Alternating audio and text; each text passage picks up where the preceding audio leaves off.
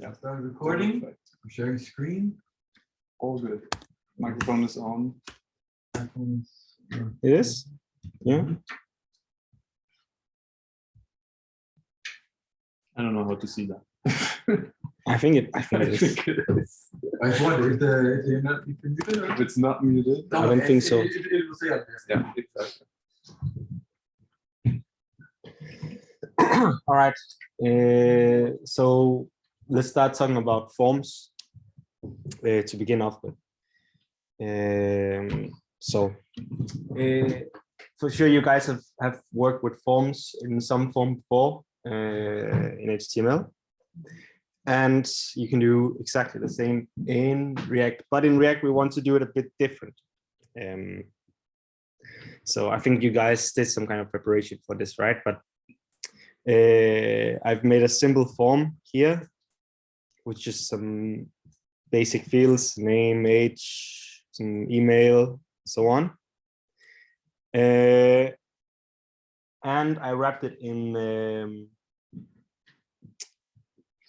this form component that takes a class name and has a submit function. And I have all these fields. So I have an input here, a number input here, and so on. I have some selects opinion fields here.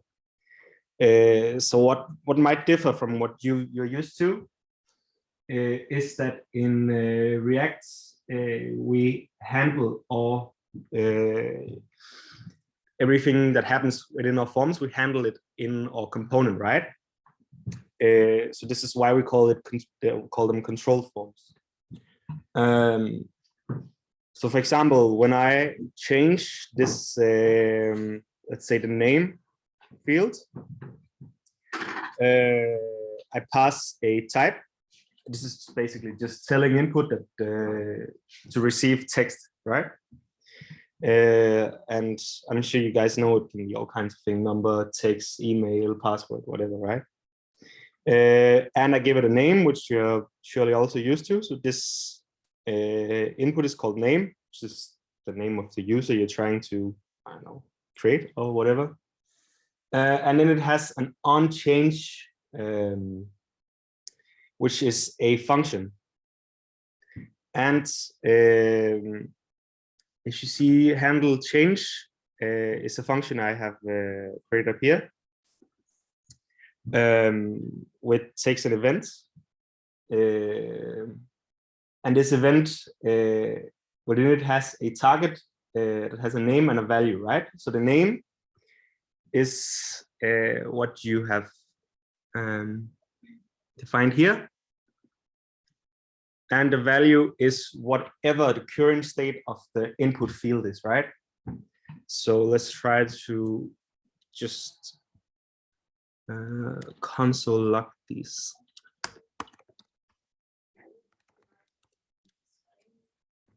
Oh, it's too small again. Sorry.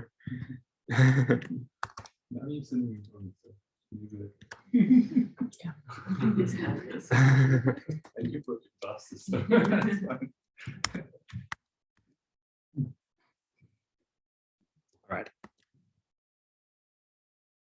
So let me show you what happens within the onChange function, right? What happens here is whenever I change something, there you go, console.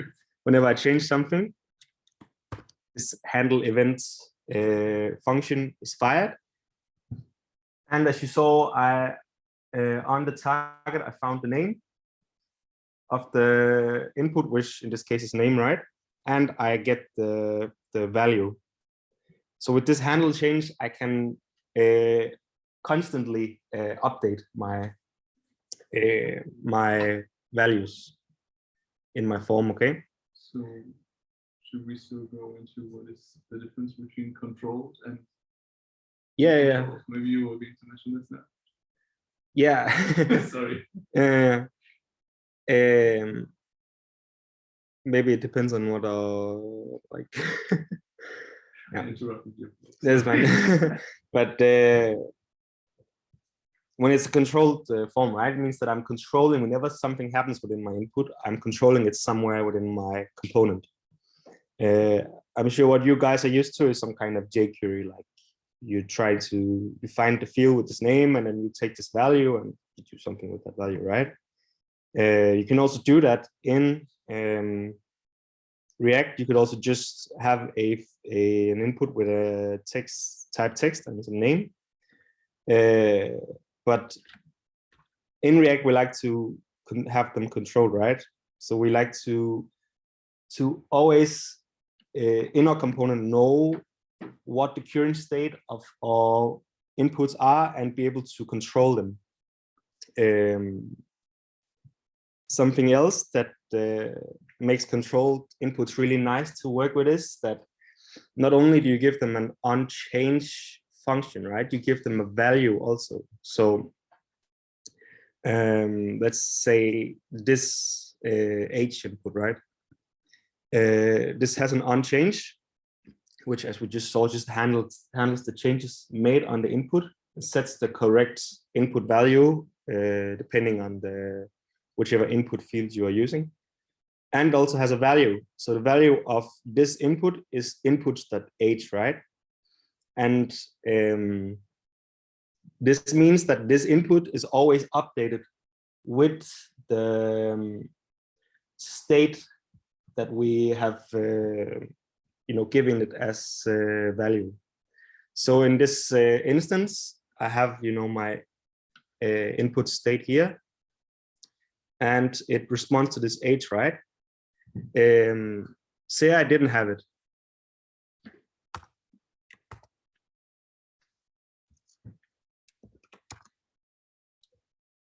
Still works fine. I can write my name. I can set an H.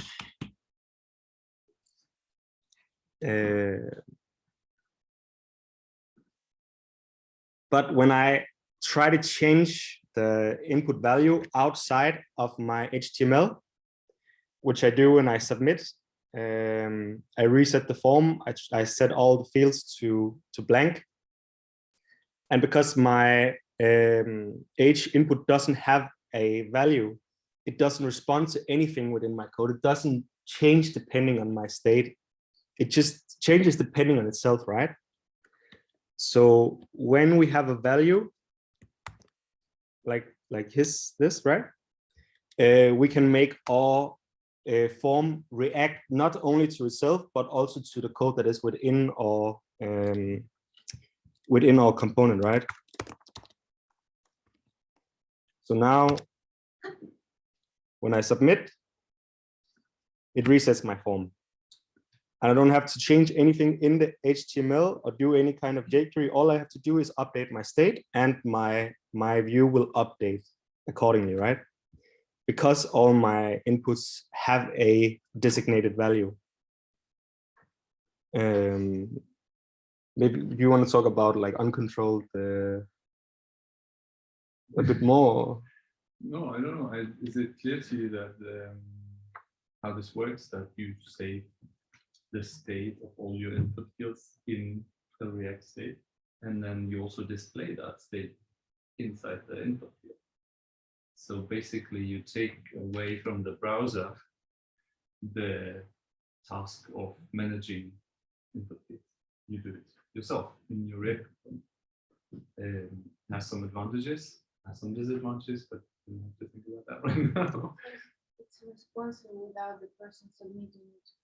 The way he tried to. Yeah, for example, yes, but I mean, as you mentioned, the key point is that not only the input can change the value, but your code can also change the value. Yeah. Because usually if you have an input field, only the browser and the user can change the value. Right? You can type and then the value changes, or the browser can restore from when you read out or something like that. But in your code, you would have to write document.query selector, whatever, dot value equals something, right, to set the value. But if you pass a value property to your input, it always automatically updates whenever you update the state. you have to update the state to be able to see the new state in the input. So if you don't update your state and the user types, it's not going to be visible because your state doesn't update. Right? Maybe I wasn't good enough at just showing that all the inputs I have in my form correspond to this use state I've created in the start of my component, right? So this inputs has all the fields. You can also just make it blank and I just like to visualize what's inside the state, right? And it has set inputs function, which is what updates every single time we make a change in the inputs. And something else that's really cool about having your form inputs in a state is that you can also use it in, for example, a use effect, right? We can make a use effect react to or input changes. When we have it within a state, we can use it like any other state, right? So you can respond to it whichever way you feel necessary. So having your forms controlled makes you more able to, within your components, respond to whatever input you get, right? We can also, in our handle change, if we want to make some kind of checks on our inputs, say that we have to fill out a name and age to be able to submit this form, we can also, within our handle change, see the value of name and age, and then set a corresponding state depending on if they're blank or not. Yeah, so it's just really nice to be able to, within your component, be able to react to your fields, your inputs, right? I'm sure you've all worked with forms before, but as you see, I have a type number, I have a type email, and I have some select values, right? Where you can select the nationality, and there's a lot of different inputs. The one input I do have, which doesn't really respond the same way that the other inputs in my form does, is I have a checkbox, which just can be true or false, right? And turns on an email field. And this checkbox needs to be handled a bit differently. So I have a specific on change for this checkbox, which is called handle checked, which just sets the include email to the opposite value of the current value of include email. And this just shows that you can also choose to handle your inputs differently, right? So if you want to do different checkups on your inputs, you can have different functions for each input, and you can handle it differently. So it doesn't have to be just a handle change for all your inputs. This is very nice just to have some general text input and just change your state accordingly.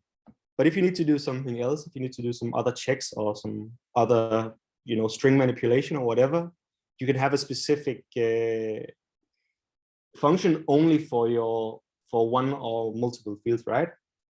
So the on change can be whatever you want it to be. It can be handle change, it can be handle checked, it can be another function, whatever you need it to be. You can handle your input accordingly, right? Yeah, does this make sense? I think you've all worked with forms in your homework, right? And I also I can see a lot of you guys already have tried using the controlled inputs. So, but it's just nice to have a general understanding of what it is and why we use it. Something else I just want to show you before we can do some what do you call it? Some exercise, yeah. Is I think I've showed you already, but the how to update a parent value according to a child's component, right? So this is my app component, and within my app component, I have this forms example, which is the form you see here. But in my app component, I want to be able to take the name from this form example, and I want to be able to display it in my app, right? So in this instance, I have to get a value from a child component, which is the form example. So I pass two props to my form example. One of them is a name and a set name. So name is just like a text prop, right? It's just a string that describes the name of the user.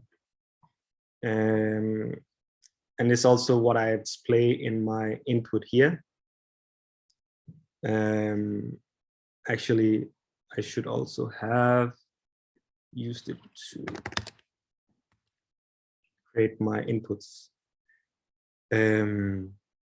But the second prop is a set name, and set name is a function, right? So from my forms example, I can call this function on my parent component. So in my handle change, if I see that the field that is being updated is the name input, I can call this set name function prop, which is then being called in my parent component, right? So set name is just the set function for this name state. And this means that whenever my name inside my form example updates, I also update it in my, also update this name state in my parent component, right? So this is a way for us to communicate with child components, give them input and also get updates from them, depending on whatever's happening inside them, right? So what this means is that when my name changes in my form, it also changes in my parent component. And this kind of function prop is something you need in your first exercise. So now you know how to do that, right? And it doesn't have to be a set component. It can also just be a function that you define within your component.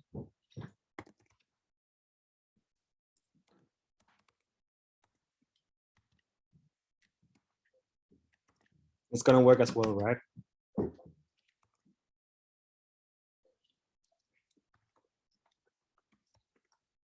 So if you have some kind of function within your parent components, it can be this handle change, it can be a set name on a state, can be whatever. You can pass it to your child component, and then you can receive a function call whenever something changes, whenever we call this function within our child component. So there's a good way to create communication between components, right? So this also makes sense to everyone. Yeah. All right. Then let's try to do this card list item exercise. Should be the first exercise, right? Yeah. You all can get to the GitHub, right? Or do you want me to send a link in the class 24?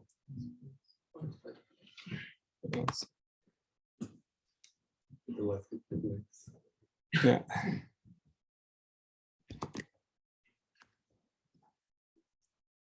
Right. Yeah. So let's do this catalyst item component. How do you get the random text? I think there's a code inspiration you can use. So, I mean, you remember last time we talked about using SWR, for example. So this one has some fetching going on. So if you want, you can use SWR for that to reduce the 10 lines to 1 line. That's totally fine.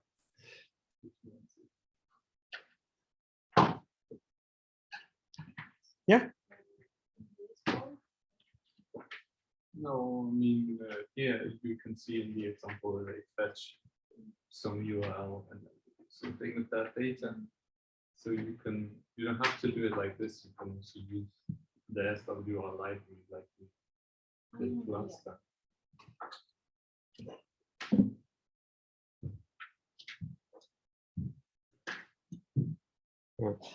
Maybe afterwards we can try to take this example and show why we like using this WR. Yeah, sure.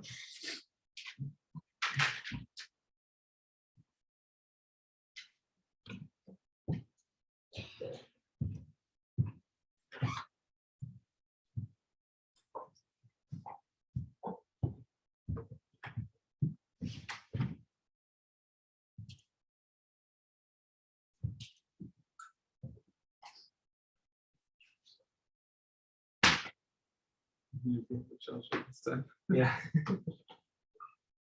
I don't know if it's long enough, but just barely. Yeah, but now you're caught in the cable. In the cable prison. Yeah. I'm not gonna get lunch now. I'm never gonna get out of here.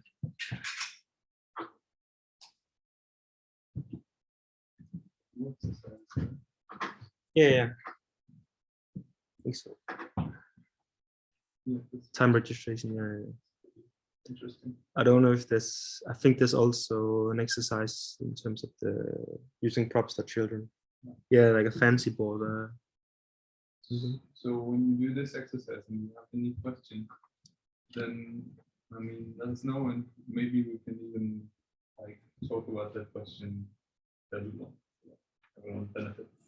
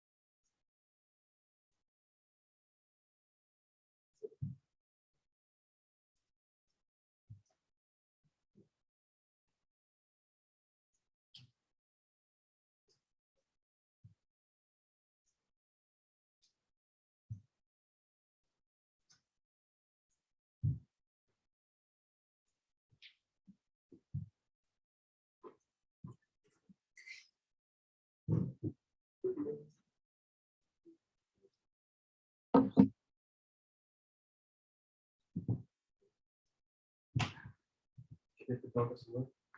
We're just trying to install it.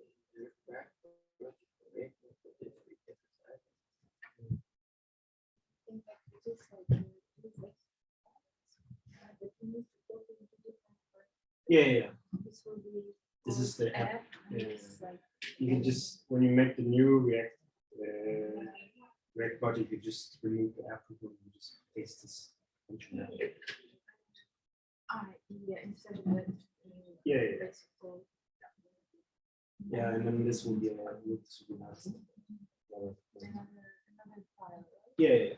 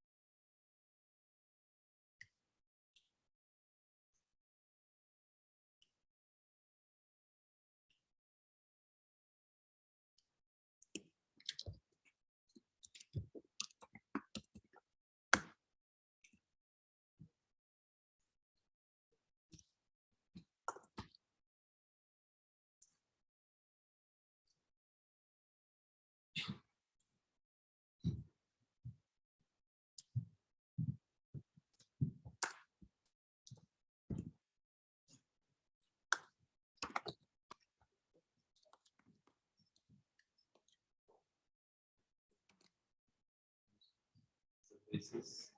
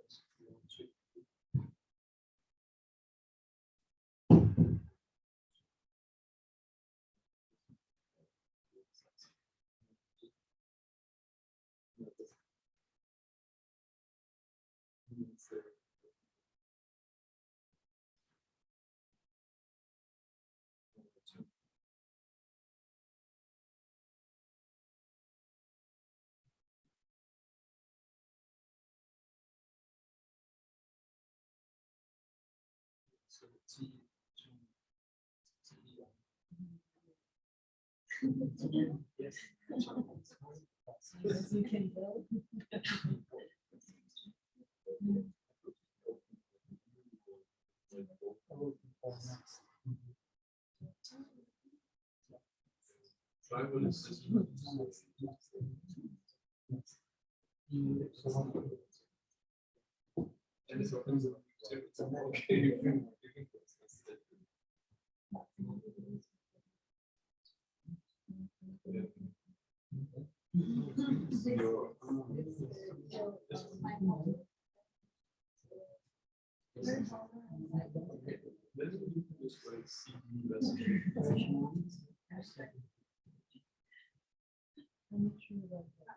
And then you can say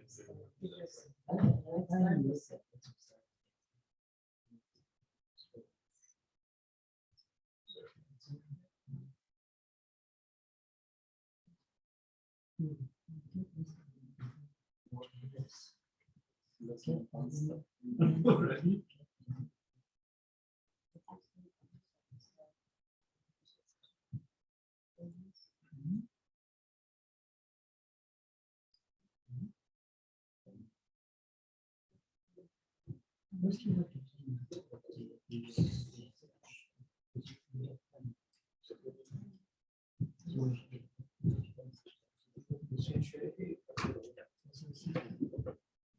Så går nogenlunde.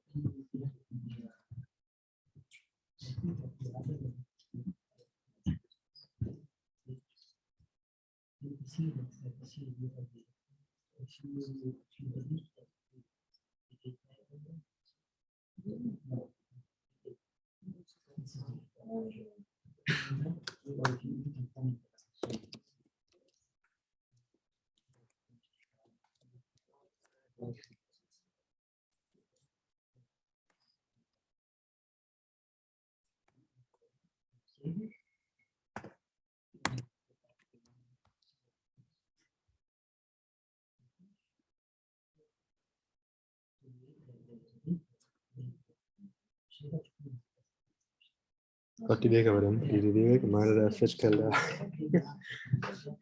Hvad siger du? Det er godt, det virker noget ved dem, fordi det virker sgu ikke mig, det der fetchkald der. Nå, okay.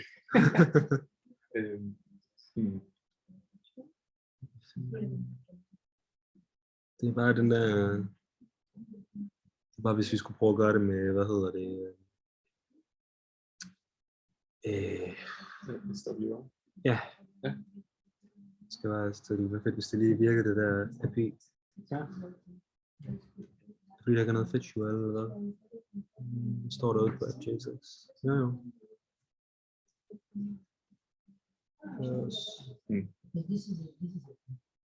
Men hvad er fejl? Der kommer ikke nogen fejl. Der er en, der er også en connection timeout. Jeg ved ikke, om der simpelthen bare ikke er nogen...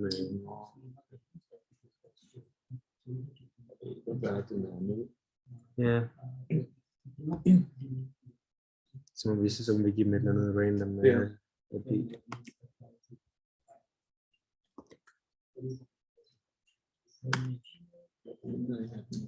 Ja.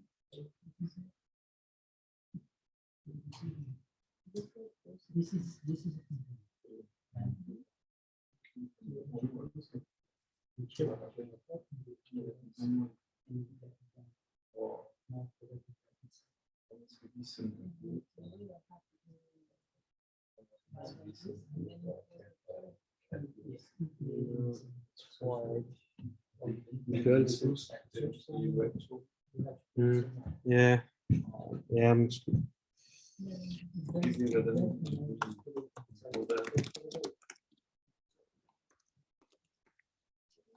Så finder vi bare et eller andet med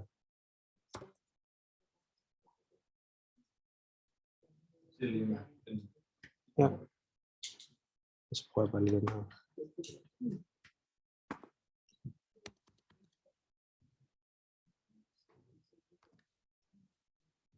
Det kan så være, det er mig, der har noget med min.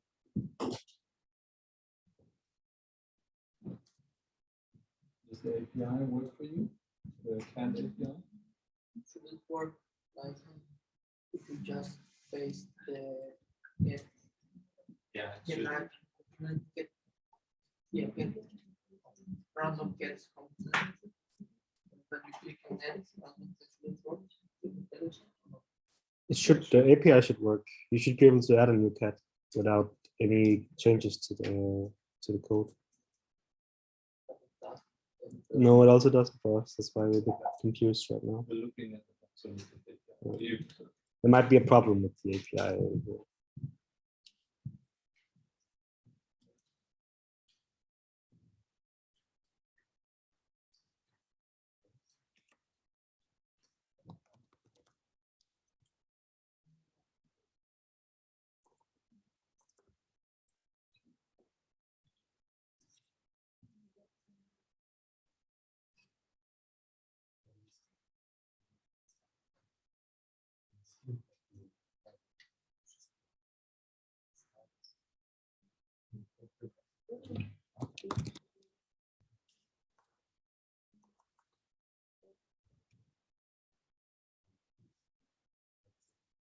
try this. Is it images that are supposed to show? Yeah. Okay. Did you send one? Or? Is it a REST? Is there a REST API that you do an image? Yeah. Yeah, it's a source, right? So it should be a link.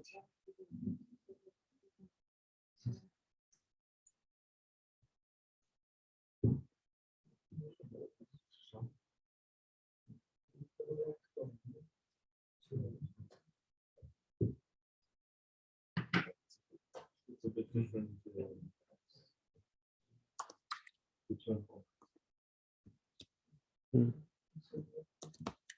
I'm trying to just do something right and just check that it's not. That is the service.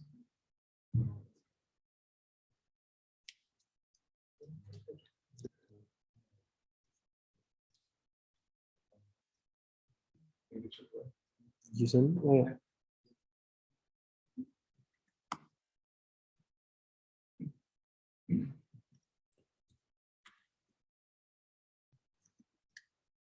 Yes, it's a cat.file. Yeah, it has to actually.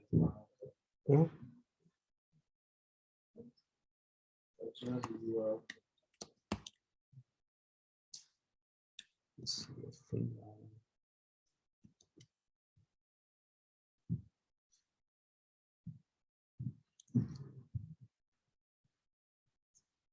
so yeah, I mean, there's something, right? Yeah, I think you need to prefix the file in the cat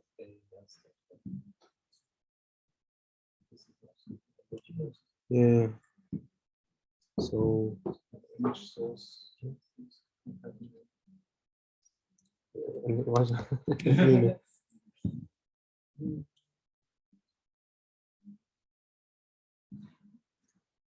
think it should be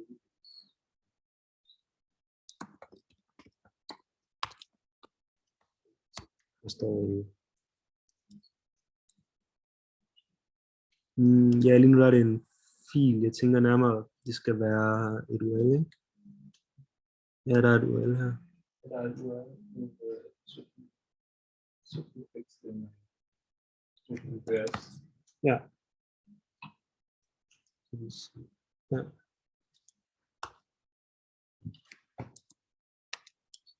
Okay, so we need to change the import.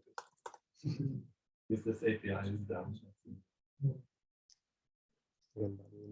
Hvad, det er bare den her, ikke? And so Ja, altså det her. Ja. Right.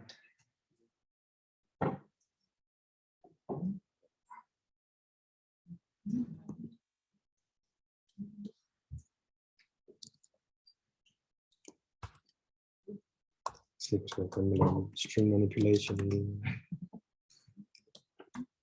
can do a template visualize. Yes.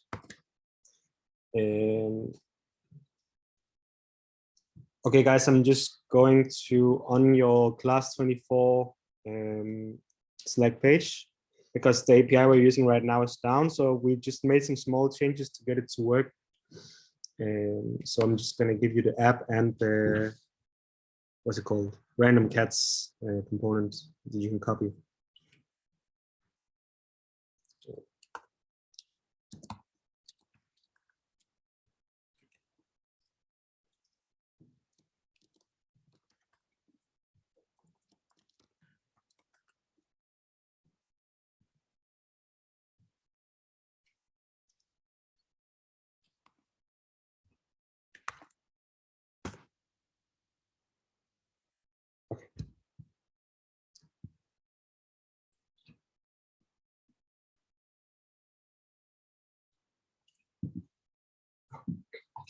Yes.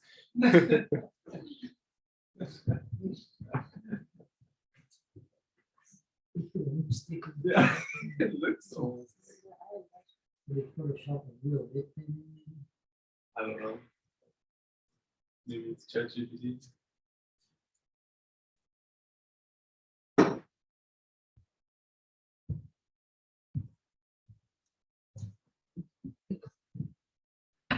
Maybe put text in the text. For the advanced stuff. The API supports that. Yeah. No, I mean, like, you can have the image be like a main text thing.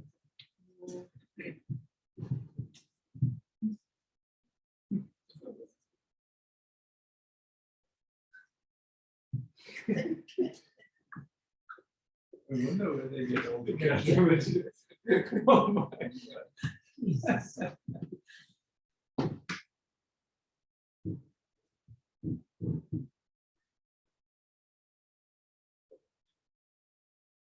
So, yeah, lesson learned. Sometimes it's not about your code, but it's someone else's thing that doesn't work.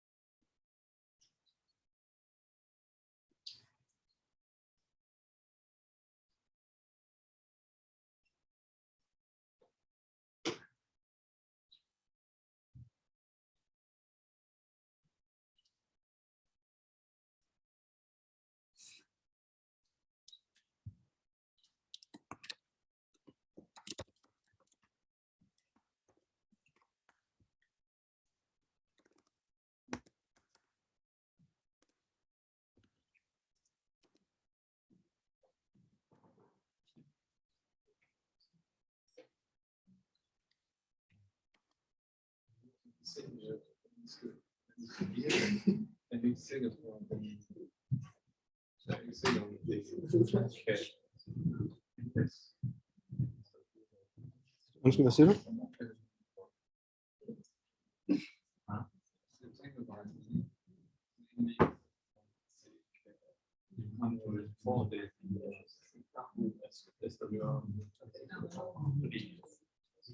Ja, når det er, at, hvad hedder det?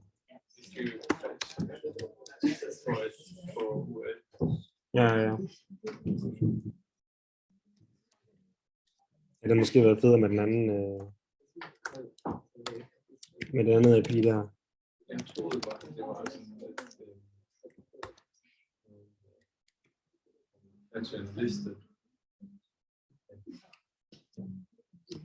Det giver nok også meget bedre mening, altså når de skal i gang med at koble det op til en Node.js server og sådan noget, så er det der, det giver allermest mening at begynde at introducere SVR. Ja. Jeg tror, at det bør skrive om til asynchronous. Ja, ja. Ja.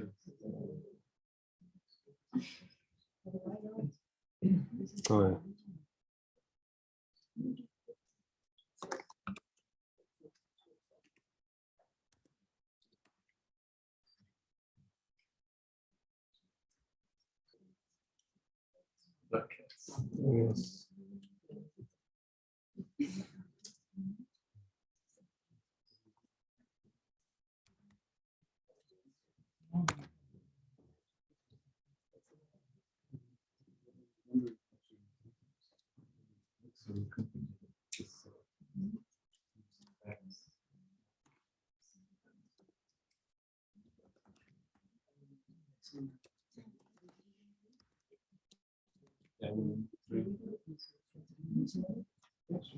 It should be inside.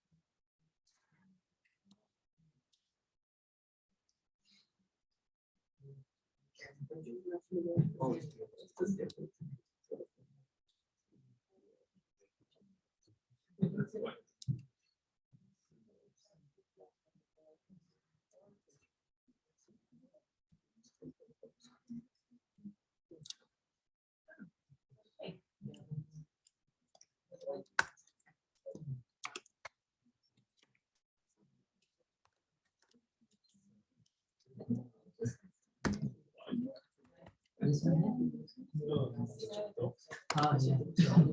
I like a lot of space.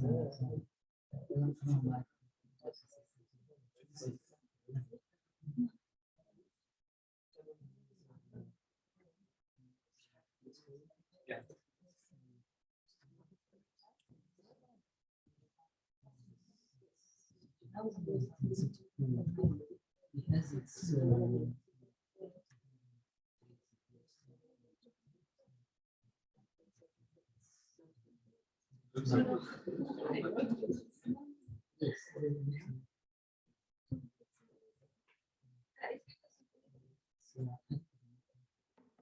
it's actually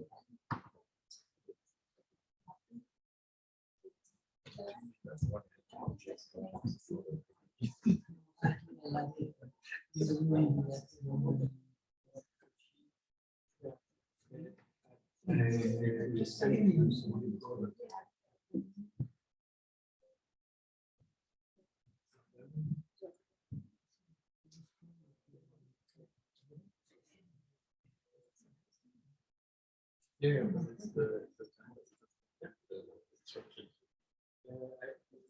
The structure.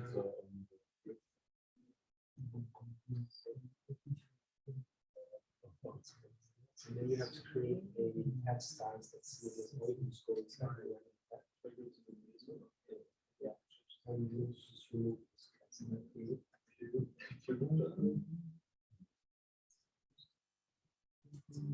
and trigger second text.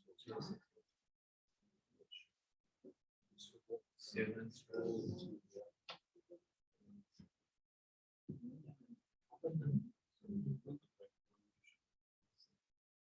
yeah, so it's an extra yeah.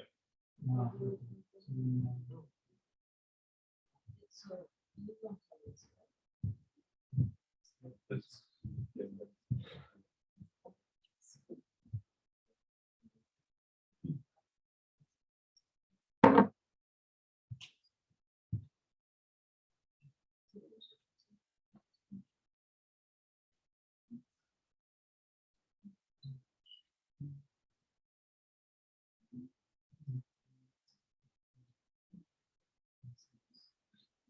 that's a plan.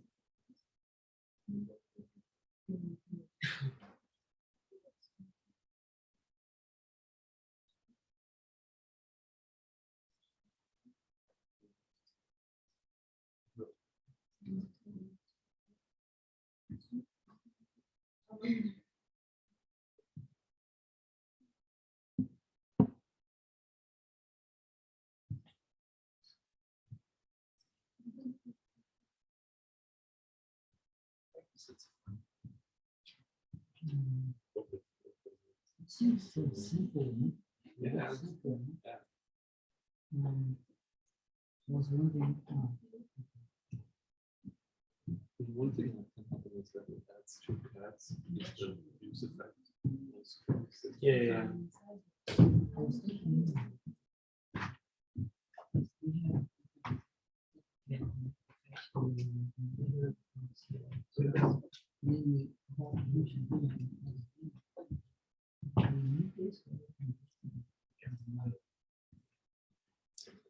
Don't you think it's because they're running in what's it called? Strict one? Yeah, strict mode. Yeah. Yeah. Yeah, but I mean, this signals that it's not a good use case for use effect. Yeah. If you Yeah. did it like that. Yeah. But I'm also kind of struggling to figure out how they would implement that. Mm, I guess I would do it in a different way. I would have one static cat and then add the dynamic ones on top. yeah. Yeah.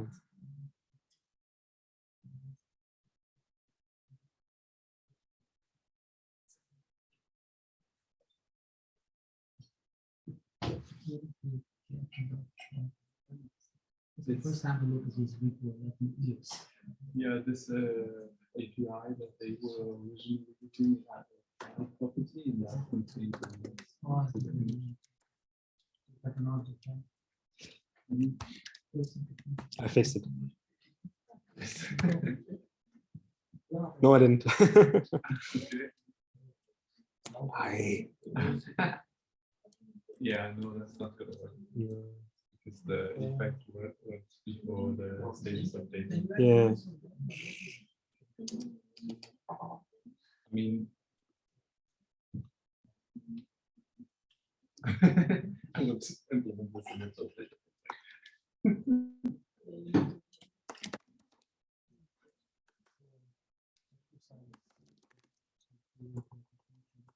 I have the same.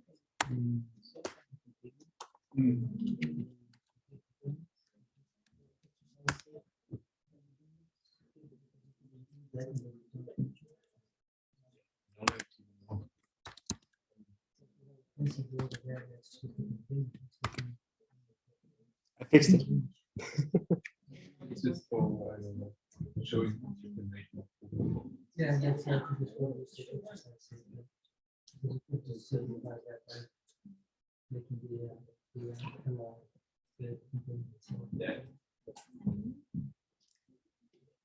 Yeah. Copilot did it just set the single item in an array to the cat URL.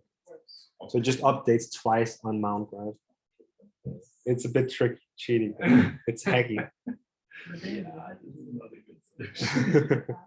No, but it's maybe a good teaching moment to explain why use fit is only should be used for very specific cases, right?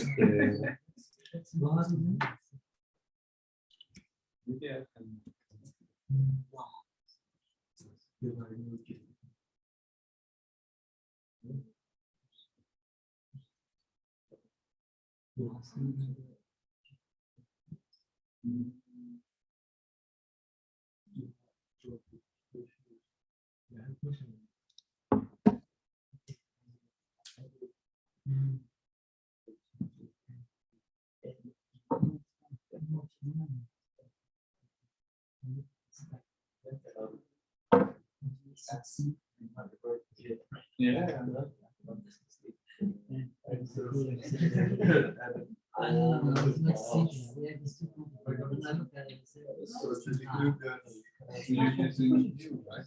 Using Next, Oh, you. but it's just the. Yeah.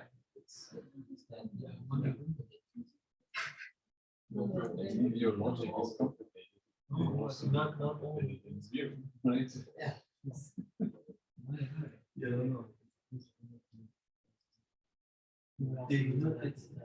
a problem with model. Yeah, that's good at least. No.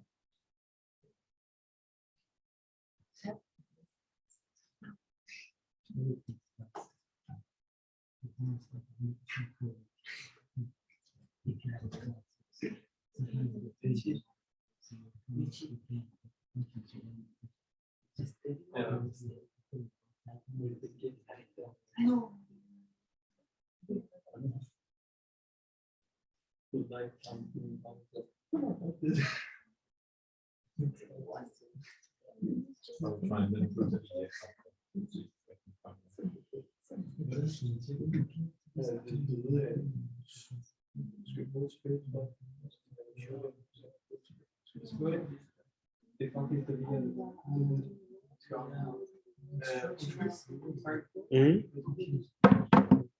Yeah.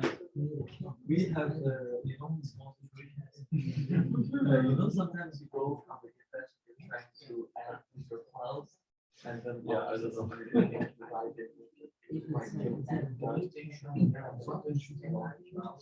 But sometimes this happens, you set all of your models, all of your yeah. So how can we undo this? Is it possible to just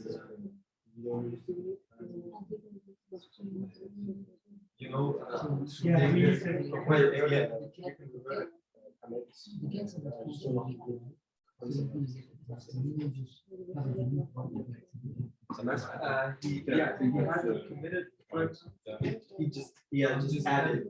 Yeah, Yeah, if he wants to unadd. yeah, er du god i Git client? Connect. Nine. I even pushed forward. Okay, substitution possible keep at that. Yeah. The divide and get it. So I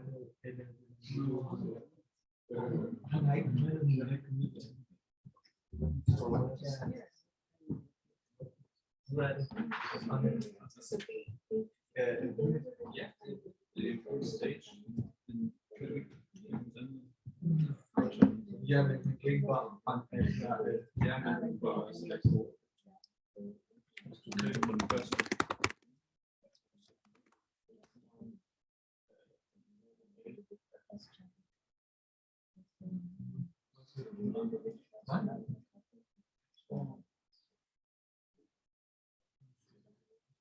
Jeg tror git reset på den.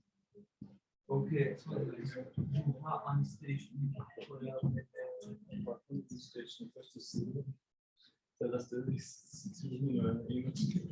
Prøv Prøv bare at slå git reset. Ja.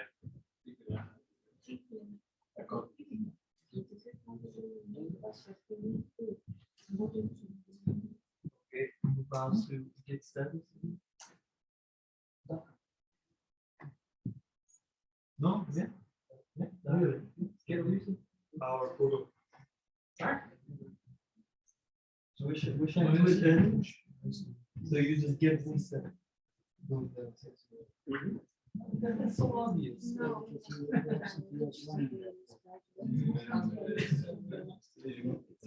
You would be like, I wish I could reset this. Yeah. I think that's one component. And it has to have the random cat and the delete cat. So you just have to make the random cat. The new changes, the voice of you.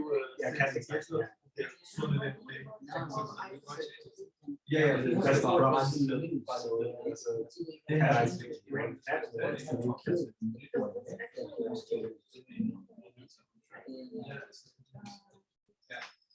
Maybe actually I'm the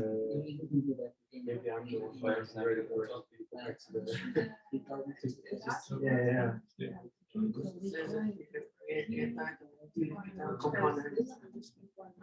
Yeah, so I think inside the cat list item there has to be a cat item and a delete cat. No, it's not how we. Wir hassen ja nicht, das hat 5 Minuten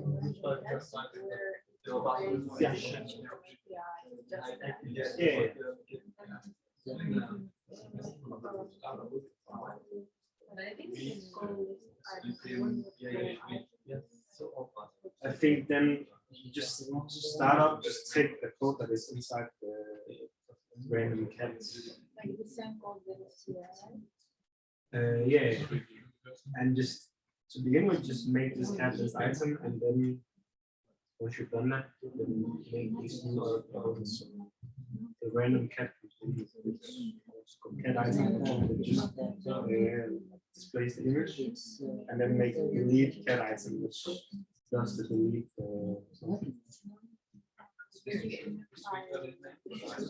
Yeah.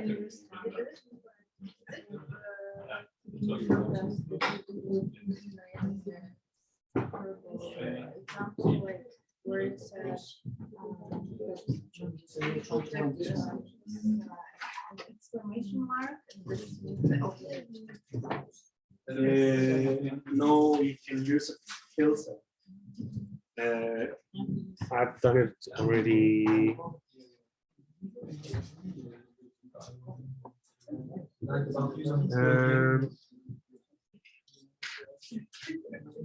Here. So you just filter off the cats that aren't the random cat that you have used. So yeah, just when you make the delete cat, just use this function. But of course, do it on your what's called random cats. So all the way out in the parent, right?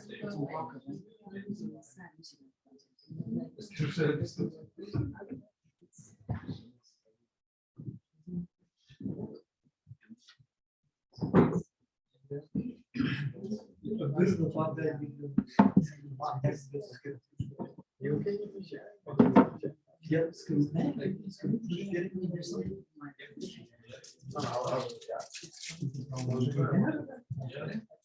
a PDF. You just copy.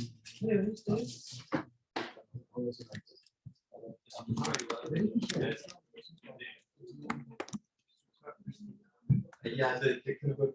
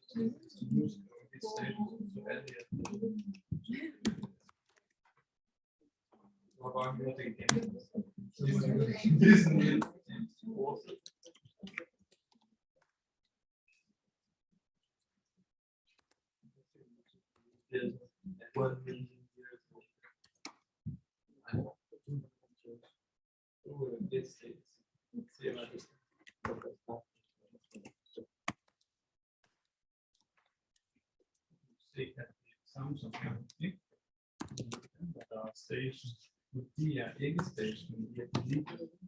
Så nu skal du delete dem. I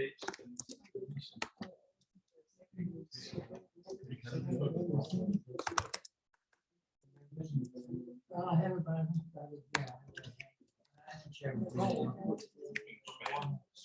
I'm just.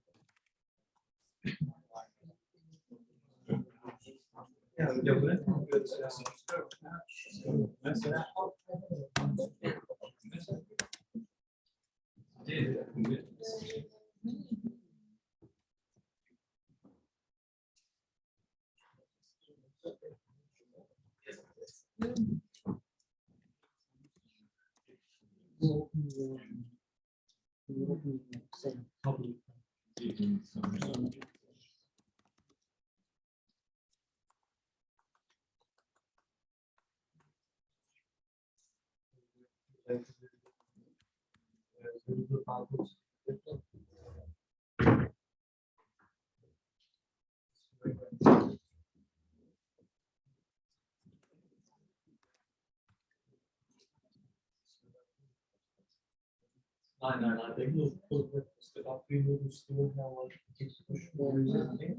then I'm not sure. Or just that's the end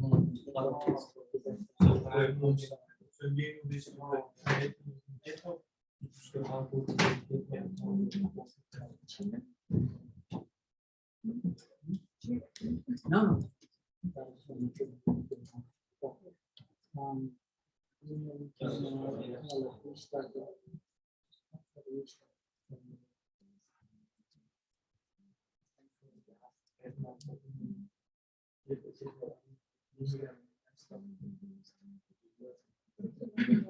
No,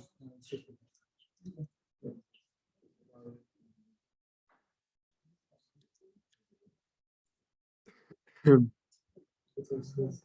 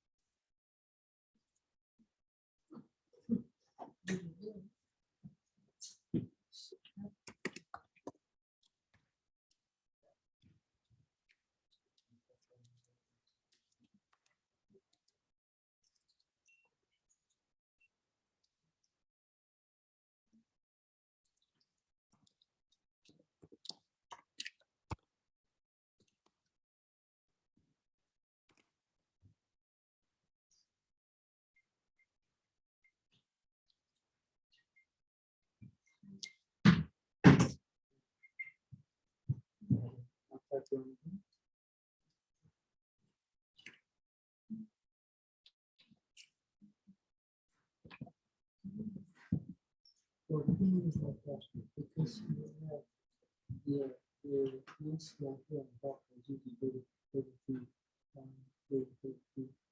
64, which is more for database. And again, they have also installed so if you have database, this installation, now actually use that. So so the computer is already using database to run, and now you are trying to access this data, which is already used by this one. That's why it's the one running on the machine. And now you have to use that because it's on the system. You're welcome.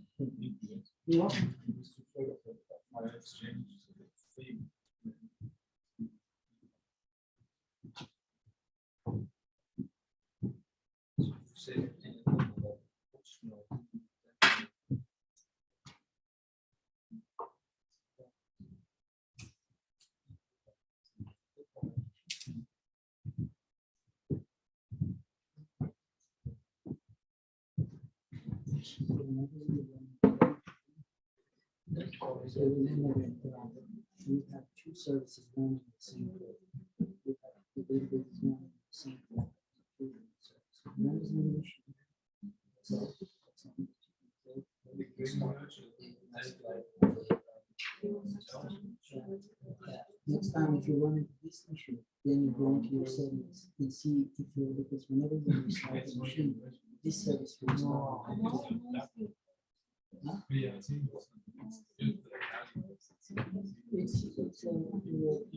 start with, see that it starts not to self, you follow the points and not let you. You see, probably not that, like, you always start.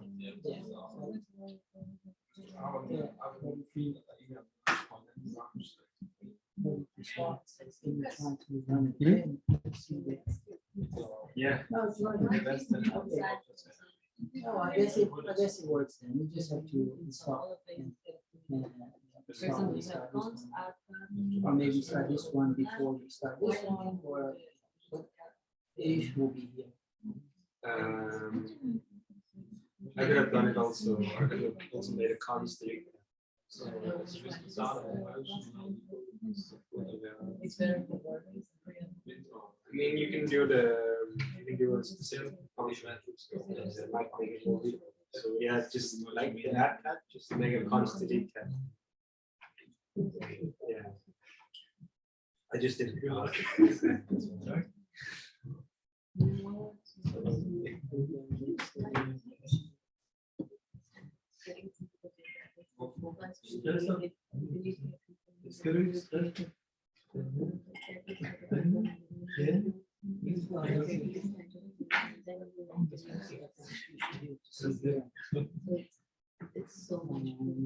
Yeah, I think in this exercise you just try to throw as many components as possible, right? So usually you wouldn't need to have like a cat lists items, So I don't know cat how, items. you know how they set up the thing, so she wanted to see the MySQL people can basically, she's getting access to this.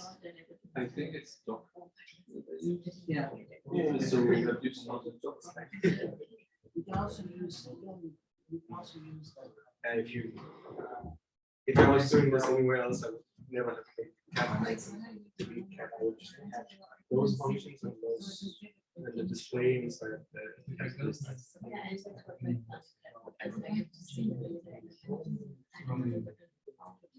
Yeah. Yeah. That would be better. I also use simple A's. So I mean this. Yeah. So let's see if your database is started. Yeah, you did start it because I just restarted. She was having trouble with starting the database. I started the instance that runs the machine and we started that one.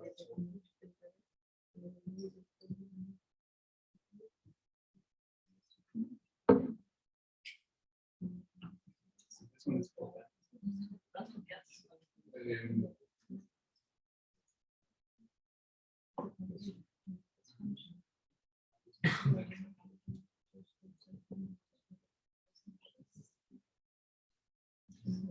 You increase the screen brightness. It's really low.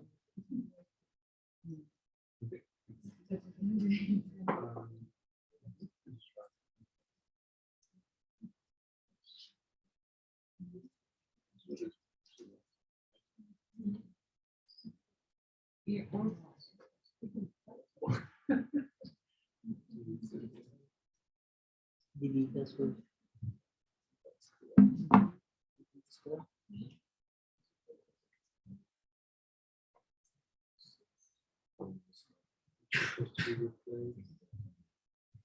Let's try this.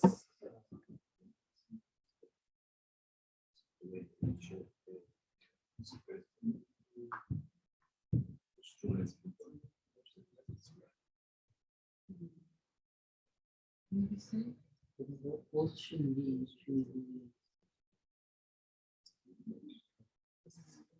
Yeah, I mean the issue is that we need to use the IP address of this container.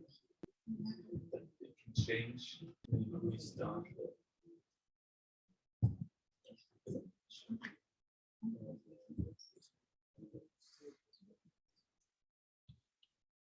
Oh, this is actually. The IP should be the same. Shouldn't change. Yeah, no, but I mean, it's but it looks like the port is bound to zero, so maybe you can.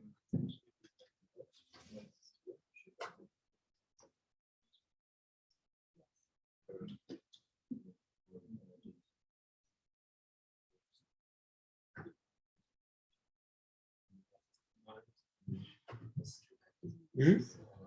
Yeah. Yeah, so the finding. Oh, but it's actually bound to the chipboard, 3, 3, 4, 6.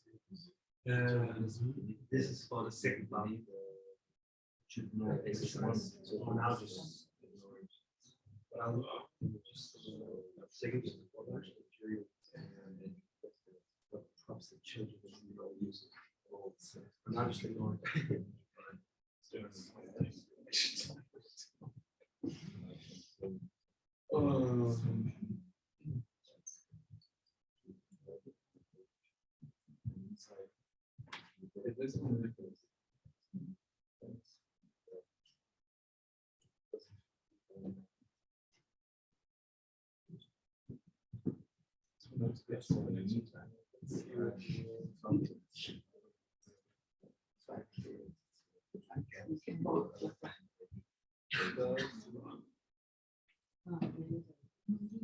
It's also exposing this.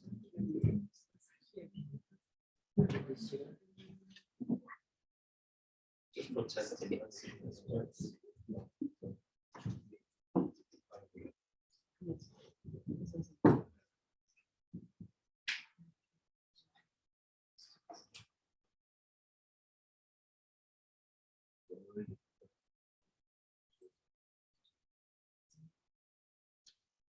Not showing the.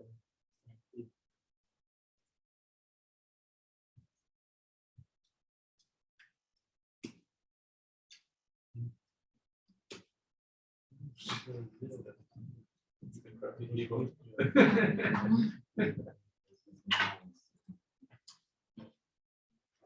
So it's 1702.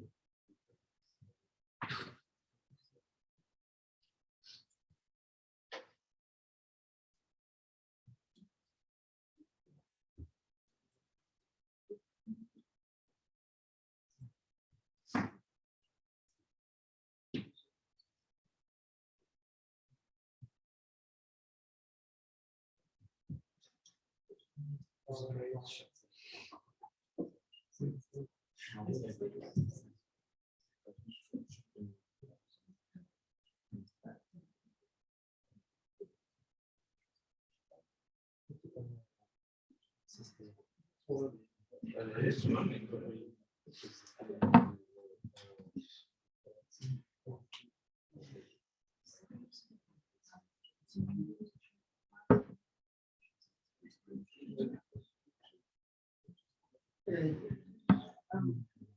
There was someone created an IP. yeah, I don't know. But I don't think it's simple. Let's try and restart.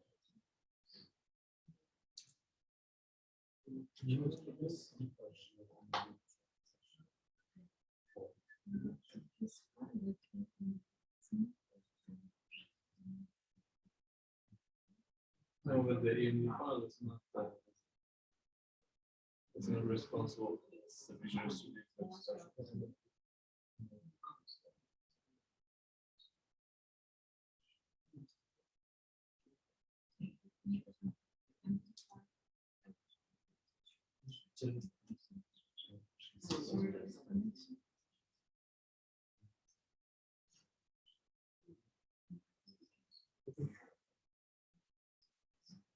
Otherwise, it would both be 0, I don't know what this extra is. Yeah,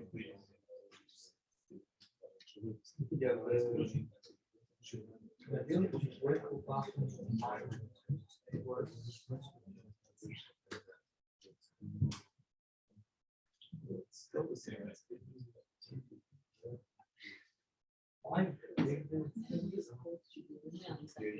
forward into that one.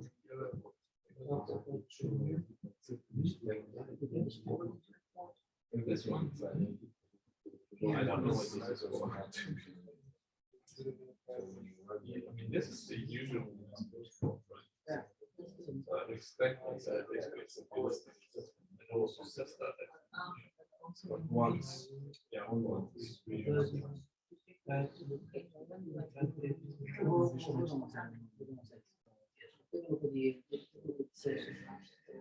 It's running 5.7.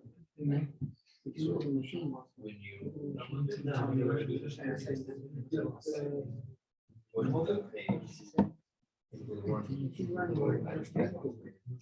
Okay, but this is. Okay. Another thing. No, no, that one I had to stop that one. Because she couldn't run the vertical. Inside the I stopped that one. And I was able to run. the Yeah. vertical. But then it's. No, I started that one just to see if for whatever reason I could start with restart. So there are two different systems. Yeah. Like that one is still using the 640. Okay, but it's now that we stop this. Maybe that's the because, you know, you're trying to, you have a overlay running over your seats, and you have a push running for the same. That's not Yeah, they could.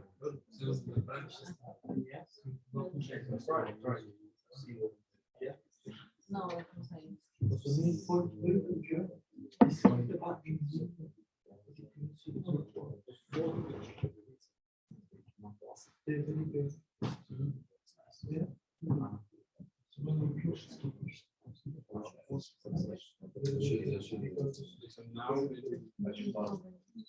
It's strange to check why.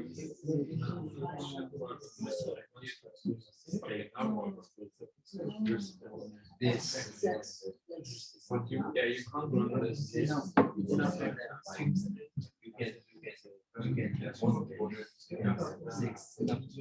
Two programs using the same fault. no, no. Compass points now.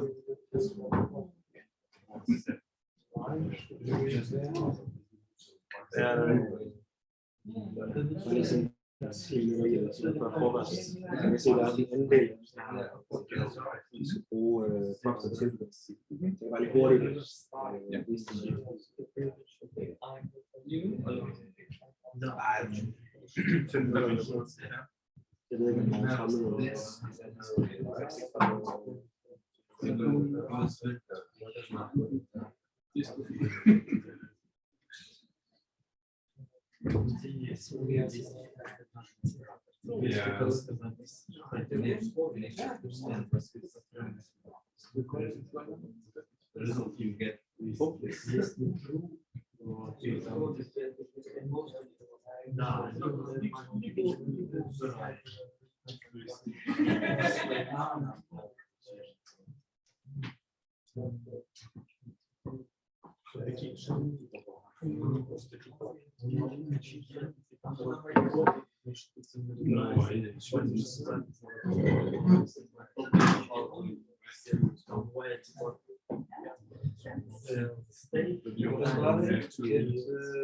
Yeah. we're short on right.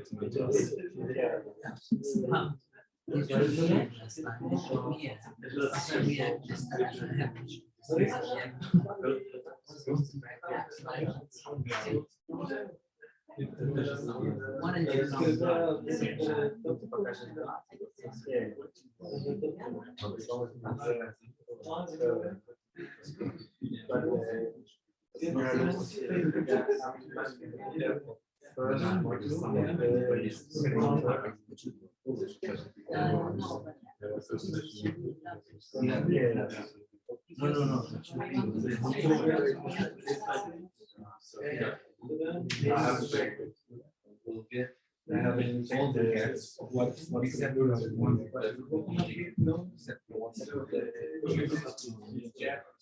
So.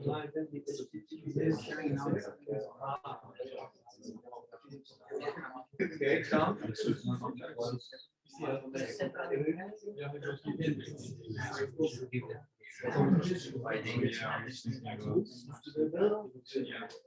Oh, and then.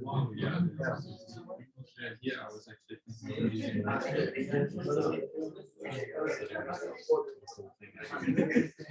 Yeah. it's like looks.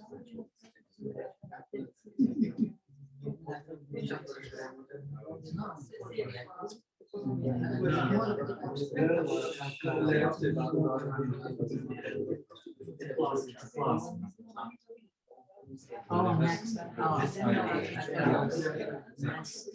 Oh yeah, yes. Yeah.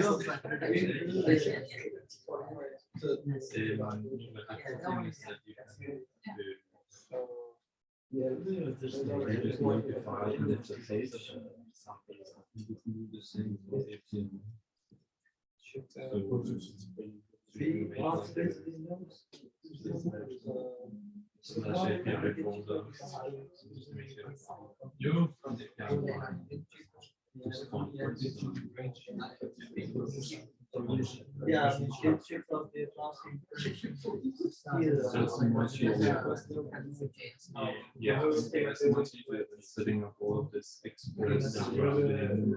Doesn't work.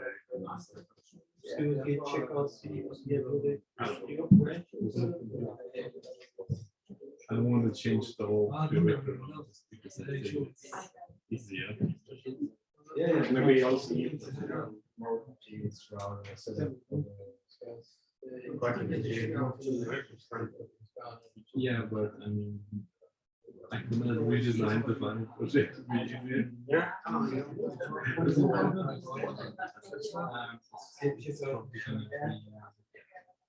Yeah, actually, I don't know. I still have to think about that.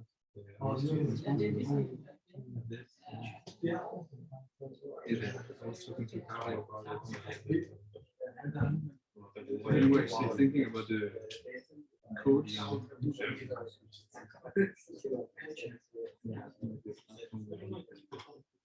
Publish coach.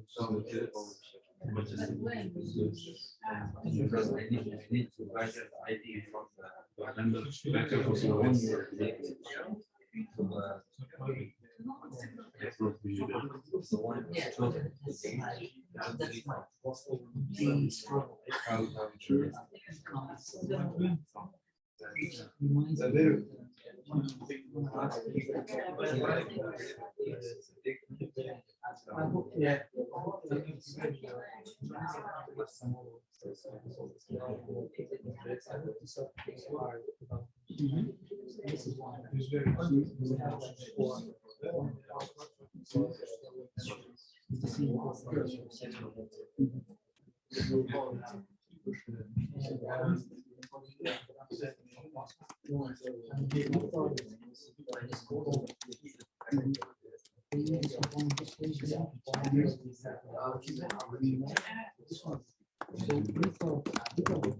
Yeah. They don't know yet, but I found out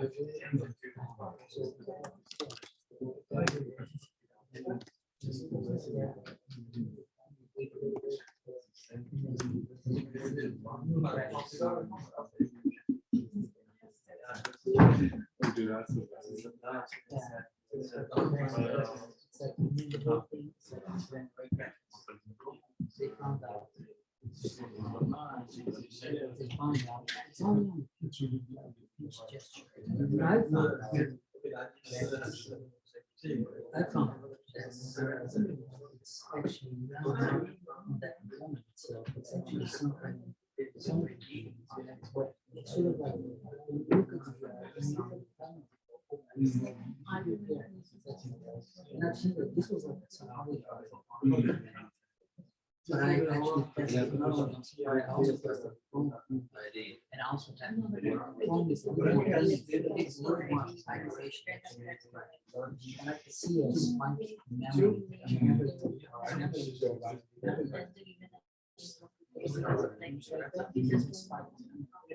There's also a spike in memory.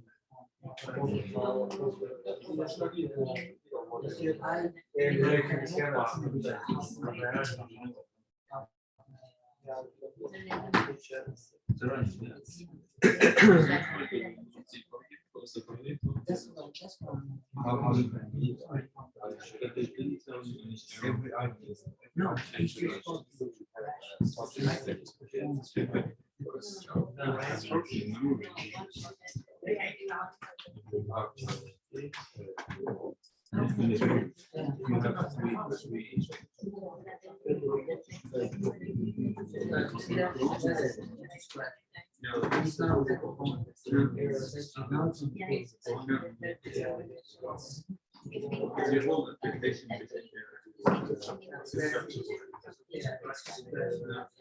what no. We don't know. I'm going to disclose that on Monday. Maybe it's something about observing the stroke position, intersection or something like that. But it gets confused when you zoom. Oh, all of these things are in view now. I have to know data. Gut feeling.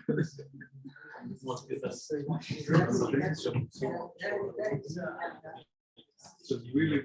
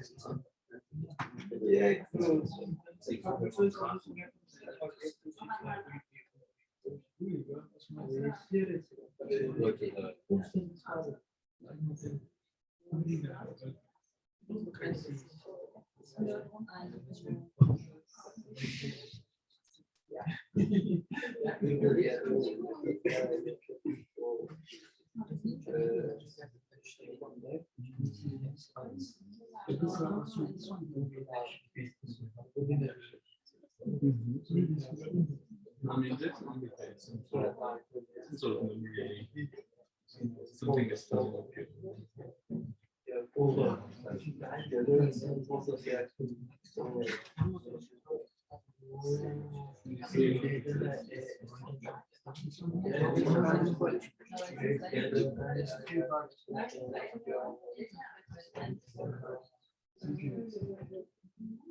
This one here.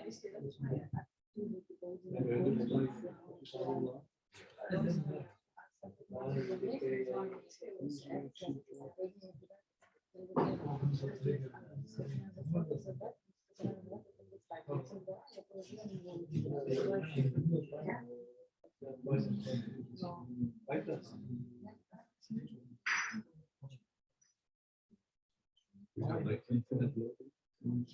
No, focus ya te dan varios No, yeah, if you read it down. But you have latent load.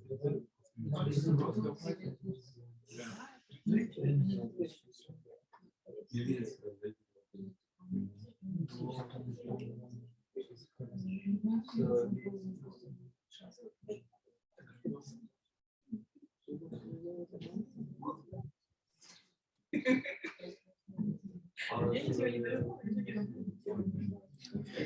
All right, guys. Can I have your attention again? Just before you guys go and eat your lunch, you might have noticed that in the top of your random cat component, there's this fancy border function, right? And this will be used for a second part of this exercise. So now you guys have a lot of worked a lot with components, right? And we've tried to communicate how we use components to try to have as little code as possible, as little duplicated code as possible within our projects. So we're just gonna add a little bit extra spice to that, right? So this is, I showed you the form earlier in class that I used with name and age and so on. And what you might have noticed is that surrounding my form, I have something called the form wrapper, right? Which is a component I've made myself. And what makes this component special is that we use something called children, which is a prop. And children basically just equates to everything that you put within the tags of your component, right? So my form component wraps this whole form. So this whole form, everything inside of it is basically my props children. So this children prop you can use to make wrappers for your components, right? So if you want to have a specific style surrounding a component, if you want to have some, I have a form name, right, within this component for making a header and so on. So if you want to make a component that you can put something inside of, right, you use this prop children, and that's what you have to do with this fancy border. So when you're done with the delete cat item part of the exercise, you can start on this fancy border implementations where you use prop children to wrap your cat item, right? And going forward, whenever you have to, or you want to make a component that wraps something, use props children.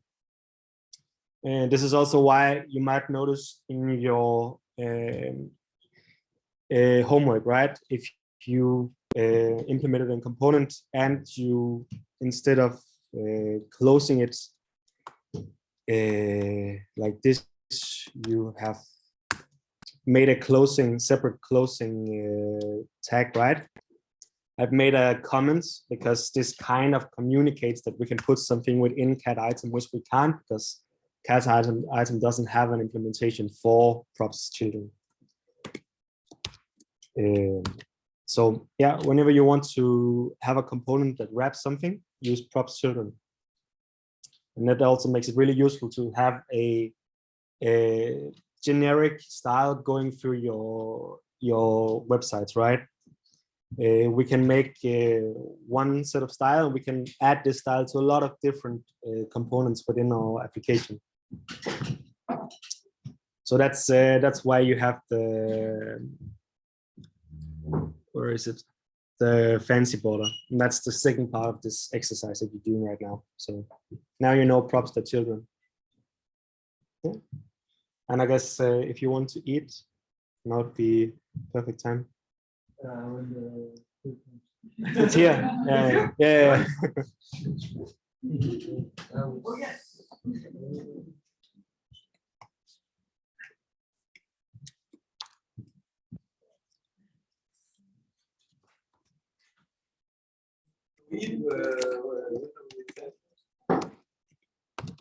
Half an hour? Half an hour eating is okay? Yeah.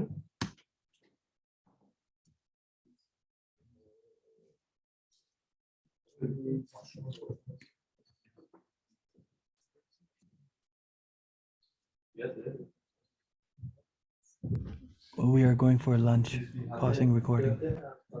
I'm not sure, because this requires. They're gonna buy. That was the only solution. There's some other guys like.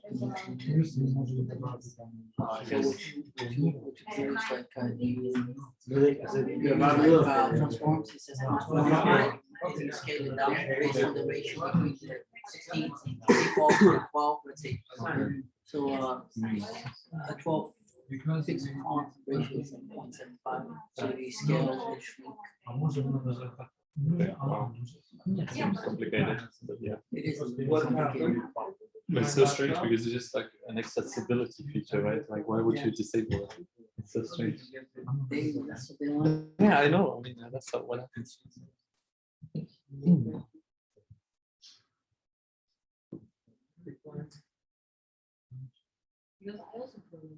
Are we ready to pick it up again? I think we sort of have. Yeah, if you guys are still doing your break, stop it. I mean, recording. Just keep going with your cat items, yeah?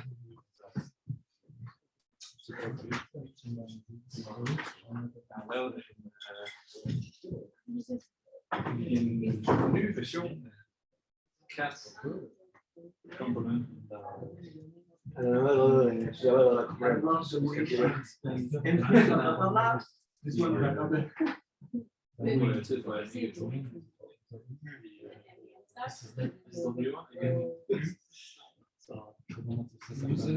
Nå, ja, men når vi er, jeg ved, når de sådan begynder at være færdige. Så er det ikke bare det. Du er ikke bare det, hvis jeg siger,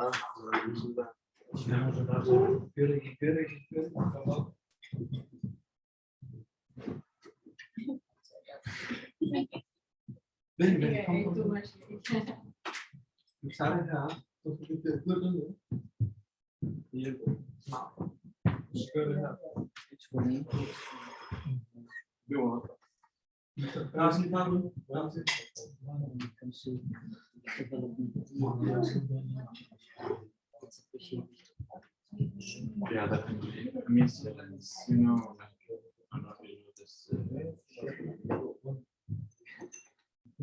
saying, but the rubber duck. You can have the rubber duck and so you can explain to the rubber duck. And when you explain the problem, you will, because you explain it. But if you explain it to the rubber duck, you don't disturb the problem. This is not the type of problem where sometimes Yes, you need to realize what you're missing.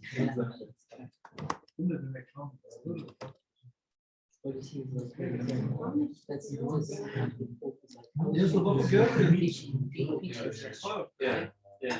But then you pointed out, so what you said is Yeah. And also maybe another thing you can do is look at it's a bug track that Apple supplies. You know, Apple is a secret of that. send an email, send a message to you. Yeah. What's up? What's up, brother? Why are you messing up my work? This is actually the only way you can interact. With people, you know, because they don't. It's so bad.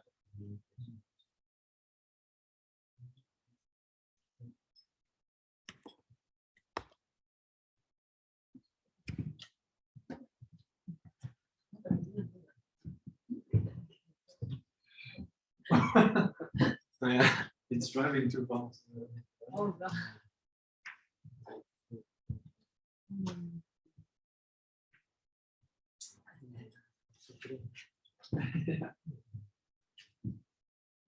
Happens here. The coffee is too easily available.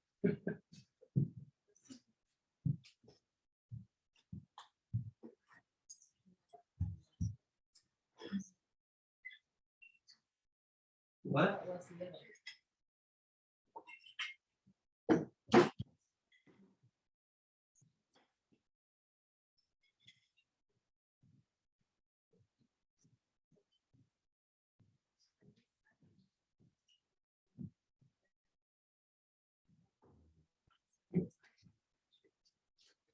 Because she really needs to support the cross.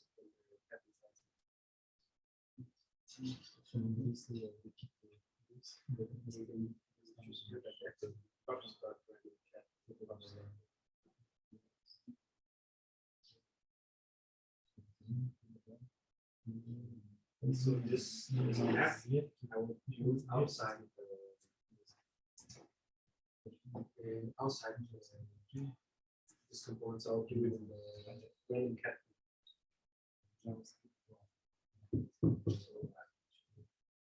See my question. So cat list item is just one item, right? And then this map, you can put it in your random cat vectors instead. So yeah, I think you already do it, right? So you can just delete the map.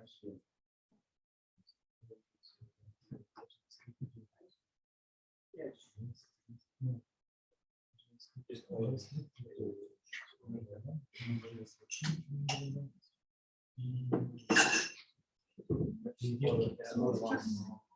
yeah, all of line 5. And also all of line 11. And then on your random cat and delete cat, structs that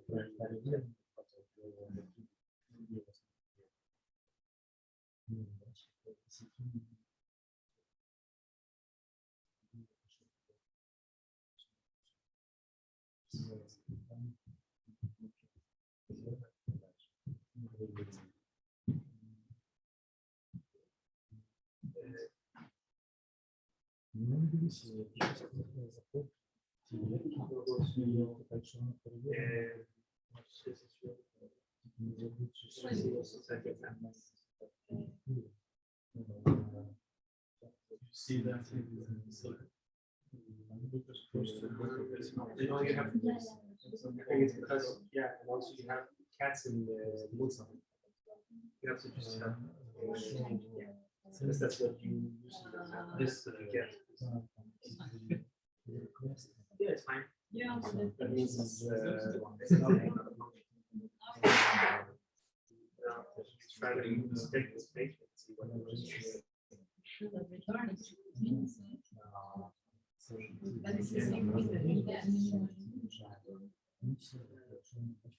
Let's try and go back to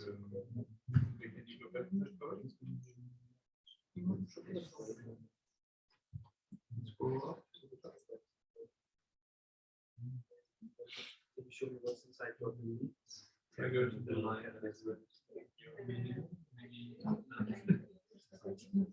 No, I think it's fine, but inside the catalyst item, right? You have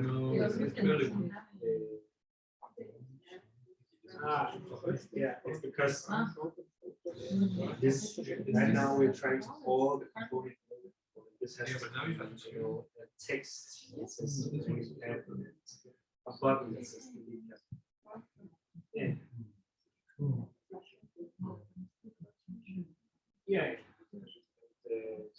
Yeah, just make it like a normal HTML. Looks correct.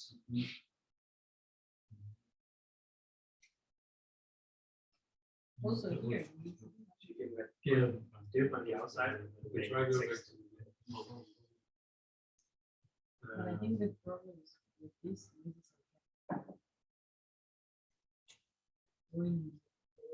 Oh yeah, too. This one did too much.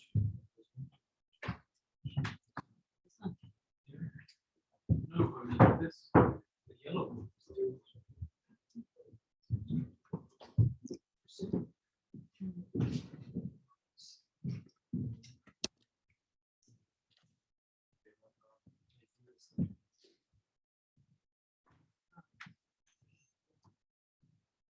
Because I don't know how to do this. Make a list item. Instead of a div, just as a line. You know, the position in the array that. Yeah. How do you get it? If you say dot map? Remember when we talked about array? But now you can just Yeah. Yeah. So how do you get the index here? Yeah, okay. I can tell you now when you have random cat message, but in dot map. Yes. And then you can have a second from that. so no catalyst item. That's what we're trying to create. No, you just say, call it something. And then when you call the delete function, you just call the same. That makes sense? It has to be C. It needs a, yeah, it needs a browser. And then you can use that Yeah, index I to already made the code inside. as I said,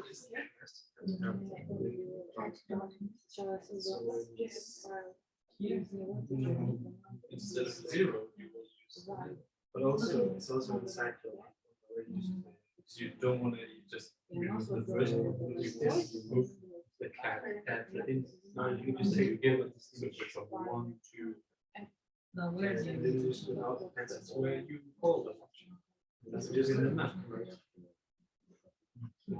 Yeah, like the further down. Okay, that's not the number. So where's the button? Well, where it's it is? because now I copy paste this again and I don't have it, but I You don't need the Yeah. pencil. Yeah. You just remove all of this. Okay, but you will need this button for every tab. So it shouldn't be there. Or maybe we could do like it's the last one. You just And then you just- Okay, you can also do that, but you don't need that. And then remove it. I don't know, where's the task? And Can you read the, what does it say?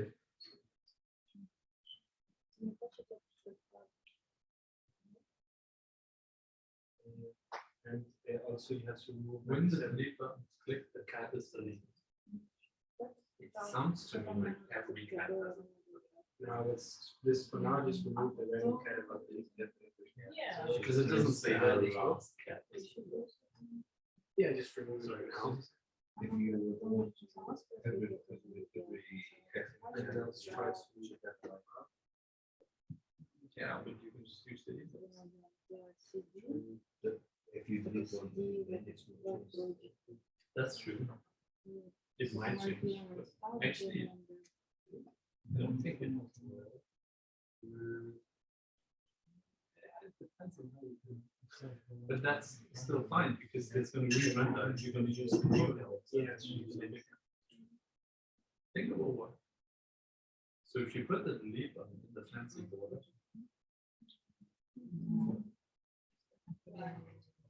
Yeah, I would put it. This is also what it says at the task. If you read on, it says place the cat and delete button. but this is like the second part. No, but you can already get inspired from that. Yeah, something's happening. Try to instate it and see. Okay, so you're gonna have a delete button on each. So random cat is not defined. Where do you put it?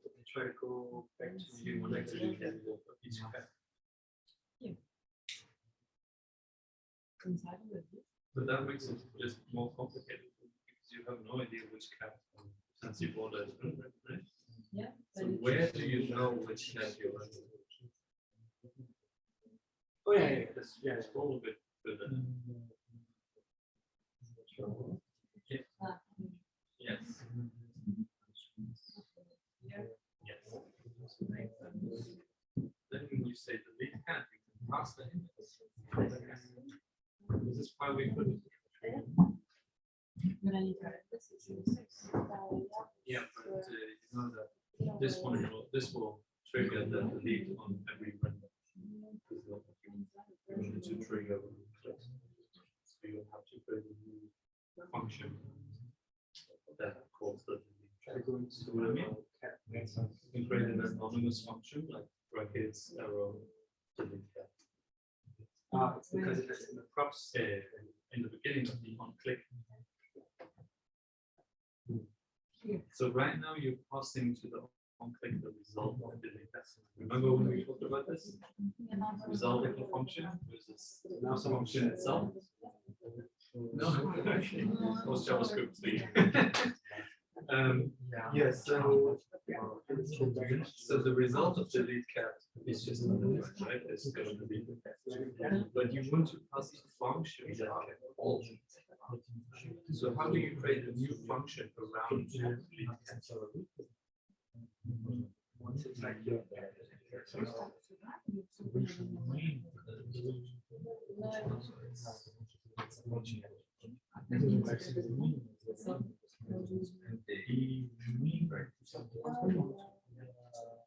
Inside of this.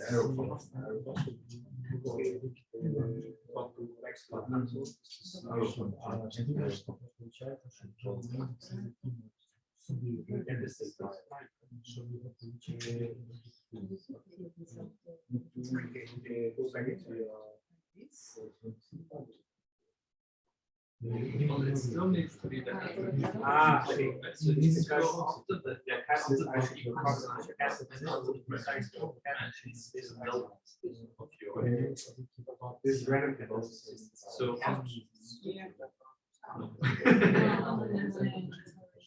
try reversing to what you had. So you can see you passing what you have to take the new function. So instead of the new cap in the beginning, or just writing a cap.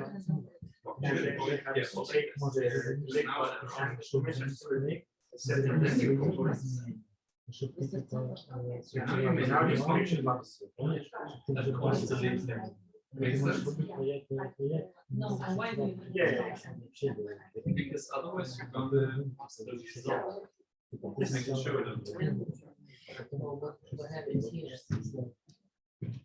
on click. Yeah. Which is the best of the class. When you click on this function, You do this. Well, if you click or if you not click. Because shows you the result. It's not fully or it's fully function. If you click it, it also so that's why you need to read that. No, that's why. No. Yeah.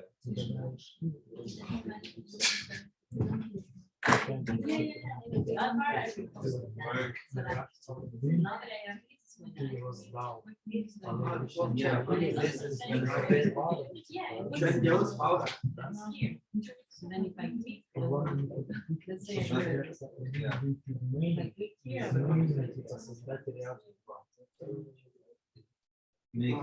I'll make a new example. I will make a function that gets a number, right? That number. It returns 3. Okay. So now you have a component. And you have a prop. Now I can just say 3 here, right? Can you see, or should I move this? But I can also say prop equals get the number.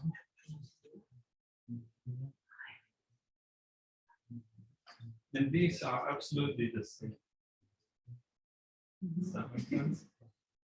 Because you're calling the function while you're rendering. So React is going to replace this function by 3. Which is the result. Exactly. So it's going to execute whatever is here. But if you want this prop to be a callback, so that React can call the function when it needs to and not during rendering, then you will need to pass an extra, like wrap it in an extra function.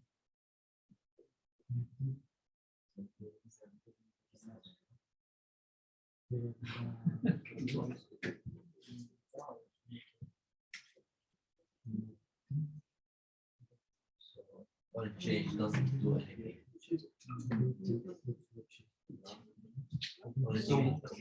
So when you render, this is not true, right? This is function.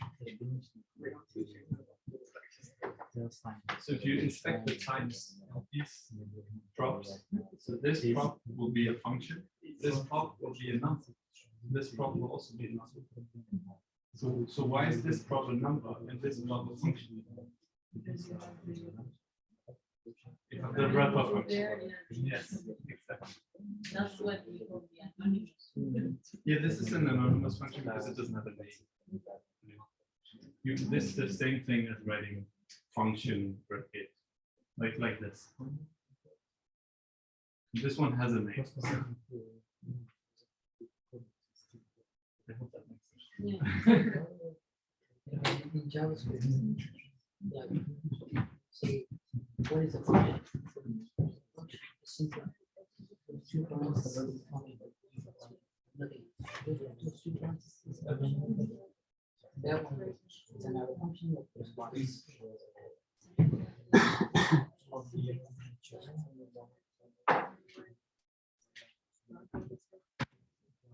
I go back to the browser. Yeah, it's good.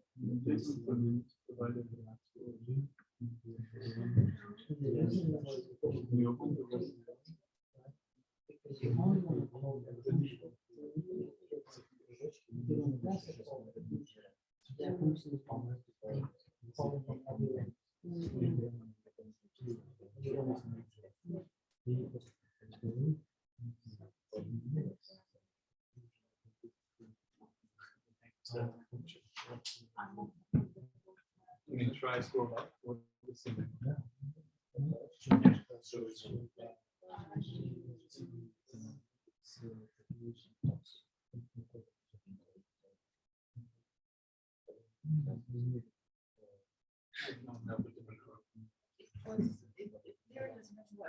yeah, because it's a different power.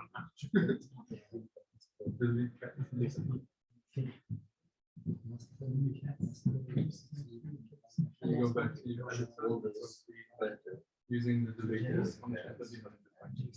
I mean, you don't actually need this scroll up again. See, you already export this, so you can also change the way you don't need to add the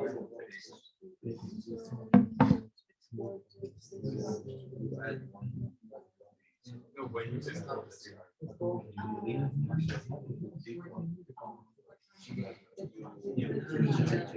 that's actually correct. You have another file putting on this. Yeah, here. Here, the expected people. Yeah, you can just do it. You can go to random. It's also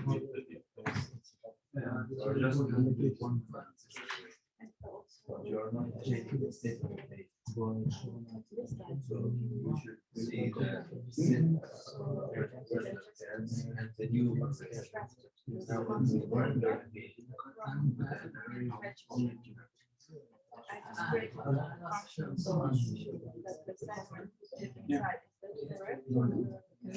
well, you can do it, but I would probably put the logic.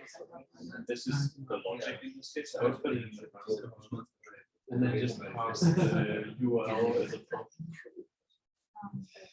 So it will be a dump component here. It's only this. Yeah, and the URL will be.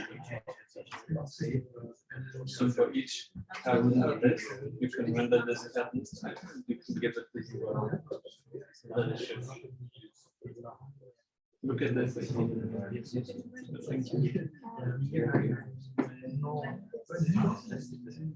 Only with kids all caps. But I was suggesting to use just the URL. You can do it however way you want. It's an object. You can just read straight. This one is. No, caps is you don't need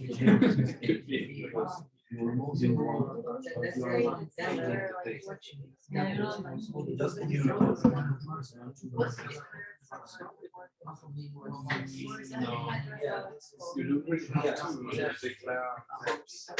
It's a bit of a problem in JavaScript. make whatever props you want for function line. But I mean, we can check. See.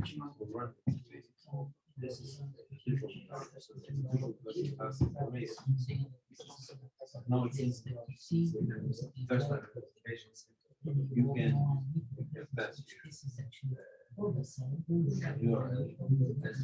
show No, there's a method for also you add in the like in the voice understanding URL. So I think URL is an object. I'm aware of it. I actually think it's a string because you see we're only adding the UL to the array. So it's an array of strings. And then each cat is actually just a string. So But in our case, it's a picture, so how it's like. it's a UL to a picture. It's a string. Yeah. So if I would get this in code review, I would tell the person to rename it from cat to cat UL, so that you know that it's actually a string.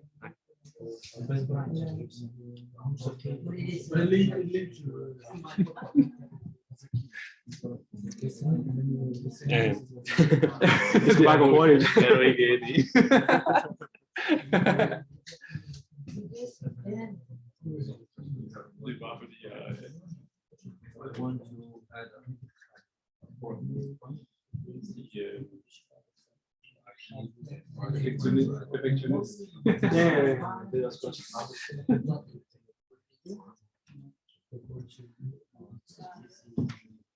So you kind of show that you want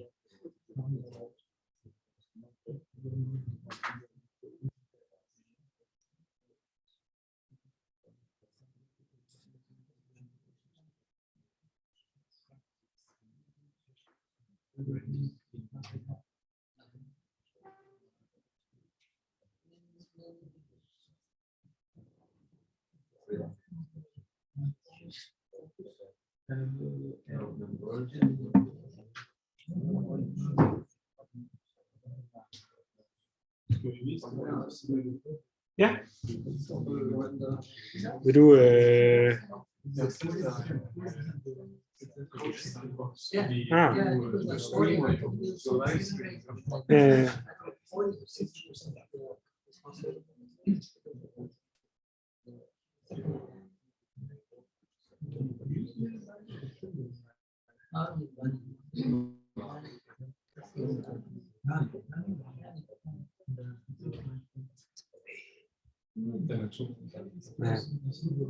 cool. Salud.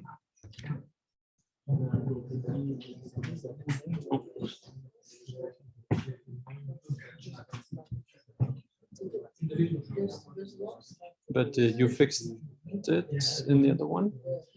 Is it this one? Can we unfix it? Oh yeah.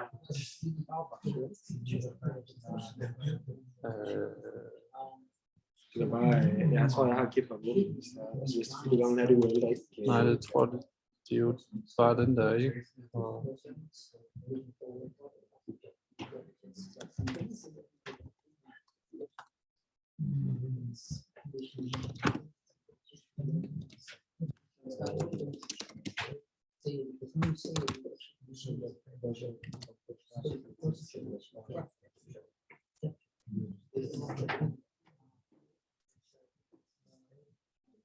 Hey everyone, I want to show you an example of something that came up. So when you look at the example that you got from the lesson plan, for some reason it renders 2 cats in the beginning, right? Do you know why it does that? Yes?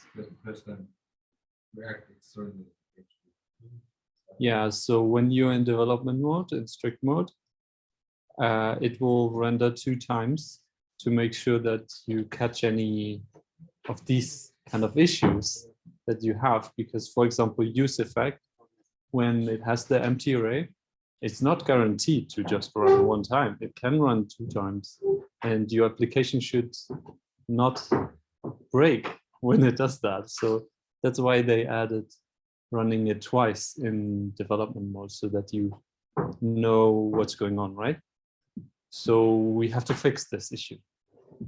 And then you found one fix, which is this.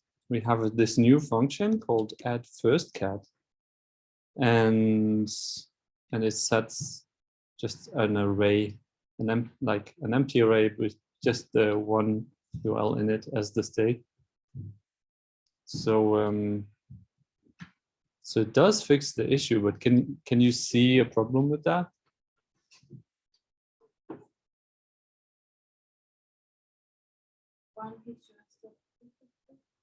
I mean, it does fix the visual issue, but if we look at the network monitor, and we search for you can see there are still 2 calls to the API, right? Yeah. And we're just dismissing one of them. But what we want is we want to just call the API once, right? And there are, like, of course, there are a couple of solutions to this. And one thing that I did is I introduced SWR again for this first cat. And let me make this a bit larger. Oh, I can't. Okay.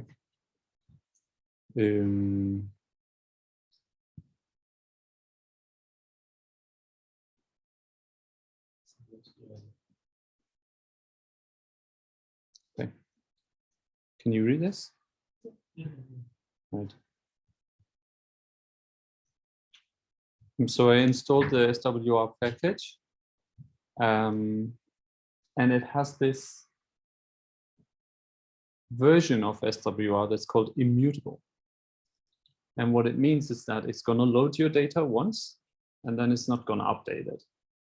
So usually when you use SWR, I don't know if you tried it, when you go back to the window and then you focus it again, it will refresh because it thinks that you want like the newest data. But this immutable is not doing that. And then what I did is I rewrote the getCat method in async await, just because I think it's much more readable. So you're fetching the UL and you're returning the JSON. And I also made it take a UL so that we're not hard coding the UL, but it can be dynamic. And this way I can use the getCat method in addCat. So when the user clicks, I'm still going to get a new cat and I'm going to add it to the array, just like we did before. But then for my first cat, I will give SWR the fetch URL, the one that we get as a prop. And I will also give it the getCat method. So it will then call the getCat method with the fetch URL. And then when the data is ready, we get the first cat. So here I just extracted the URL from the first cat. So I say first cat, and you know what this question mark means? Yeah.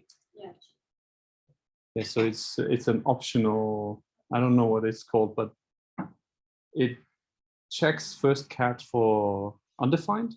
And when it's not undefined, it will access this property. And when it's undefined, it will just make the whole expression undefined.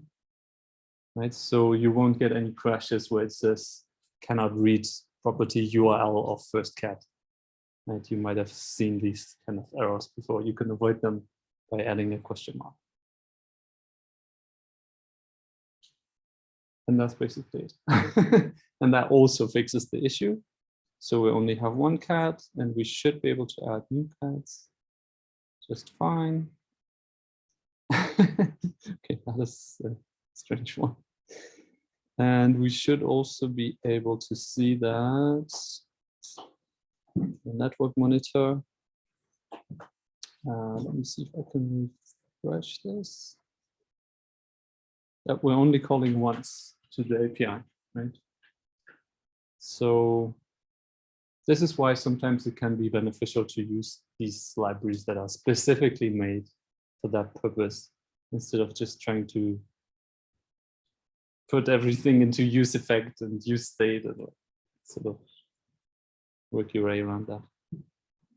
Yeah, so this has been my commercial for SWR for today. SWR libraries, you have to send NPM or? Yes, so this code sandbox, the way you do it here is you just add it to the package JSON, and then it will install it for you. And of course, in your local machine, you just use npm install or npm add.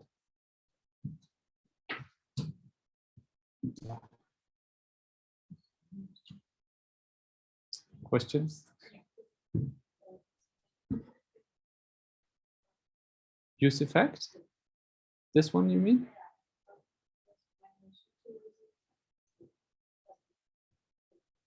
Yeah, so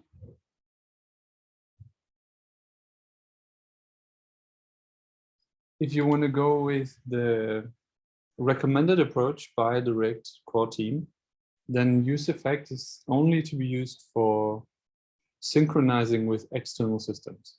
And that means something like a specific DOM event listener, for example. Maybe some WebSockets, something that you sort of subscribe to in your component, and then you need to do something in your component whenever this external system sends you a message, right?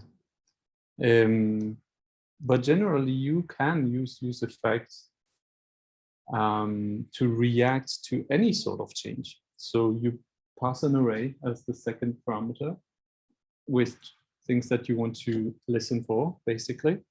And then whenever, for example, here in this case, whenever random cats changes, React will run this function that you pass to use effect. And then if you pass an empty array, it will try to just run it once when the component mounts. And then when you pass no array, it will run it on every render. So it's kind of pointless to even wrap it in use effect. You can just write it in your component. Right? Does that give you an overview of use effect? A bit. Yeah,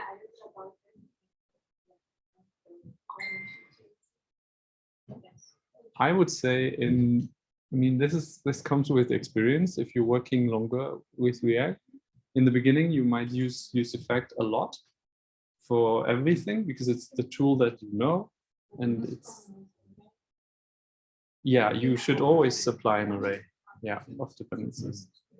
And every variable that you use within this use effect, it should be in this array, right?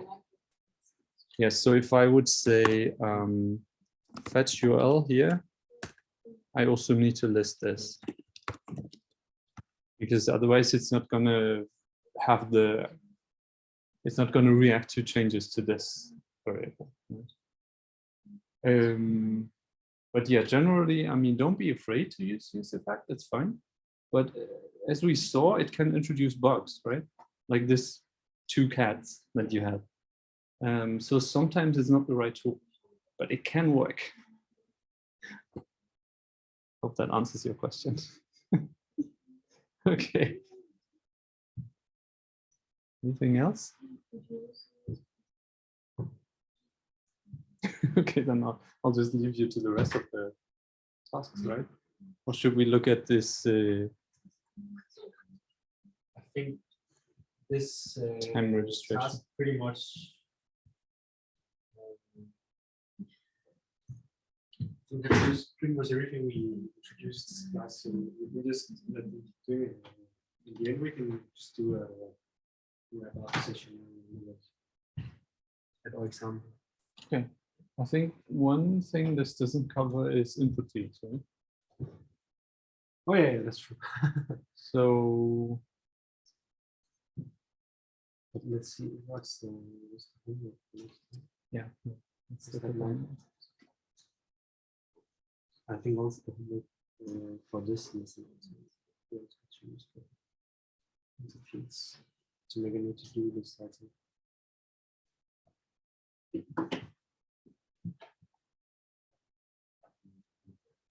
So even more to do now.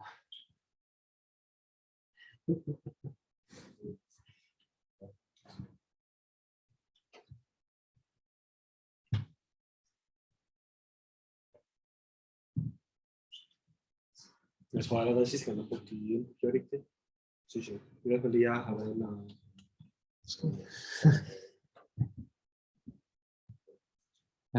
Have you read about prop types? We didn't talk about it in class. I mean, it's part of the next homework, but you will have to look it up yourself because we haven't talked about it. The thing is that I haven't used prop types for like 5 years, I think, because once you start using TypeScript, you don't use prop types anymore. It's just sort of like a vehicle to make your code a bit more safe while you're not using TypeScript.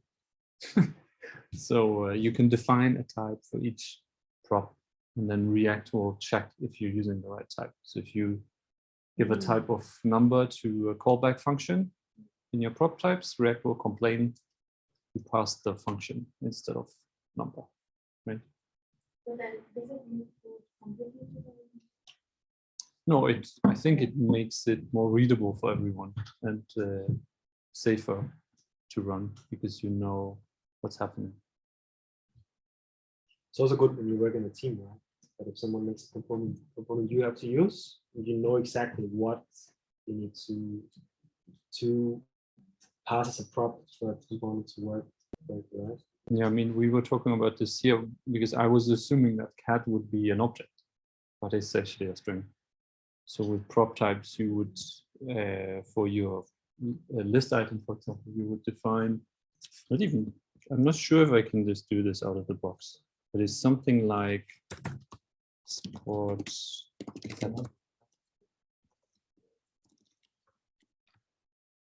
Cat list item.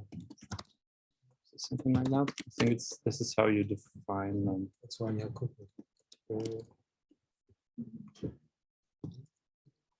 Forgot how to make the. Yes.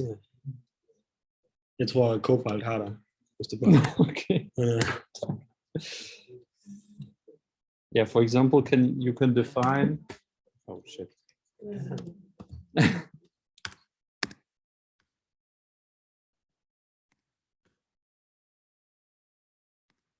So this is what prop types look like.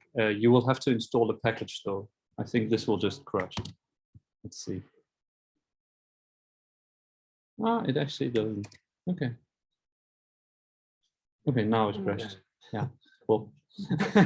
Yeah, so it says prop types is not defined. It's because we have to install a package for this to work. It's called prop types, I think. But the idea is that you, or maybe we didn't import this. You define what type you want it to be, for example, string and function, and then you can also say if it's required, right? So some components, they don't require some of the props because they're optional. Like maybe this delete cat function is optional because you can render a cat that cannot be deleted for like users that don't have delete capability. So then you would not have this is required. So I think then maybe you will just write this optional or just leave it out. Does that make sense? Also, introduction. Like actually, in this case, in stock process, it's a safe way to prevent unexpected collisions between numbers and strings and stuff like that. Yeah. True. If you ever tried like checking a number in an if statement, you might realize that JavaScript is a bit strange.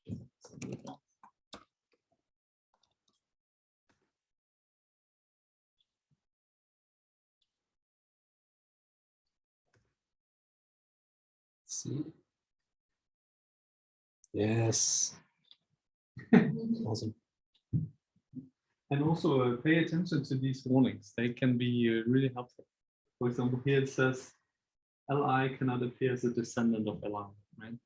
You remember in HTML CSS when we talked about inline HTML elements and if you can put an element into another element or not, React will check it for you and it will tell you if you're doing a mistake, right? Wish I did.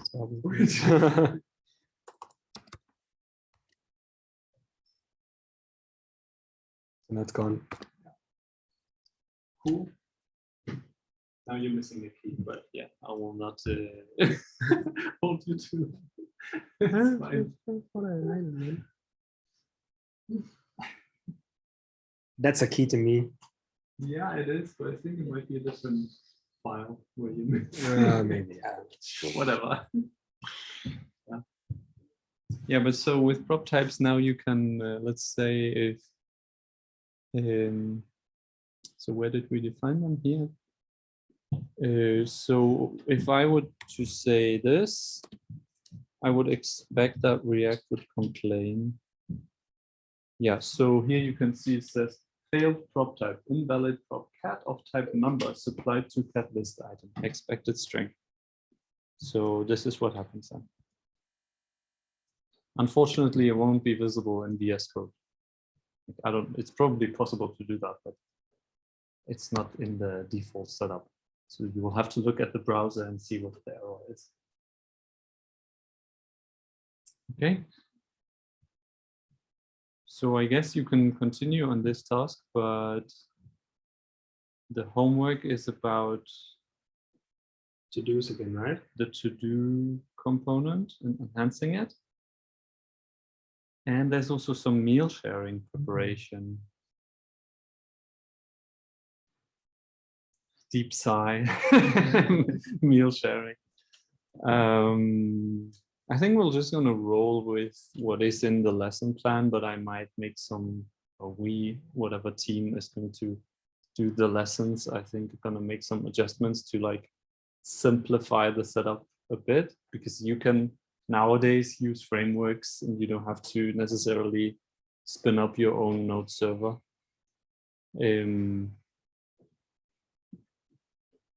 But yeah, this one sort of tells you to prepare this meal list component.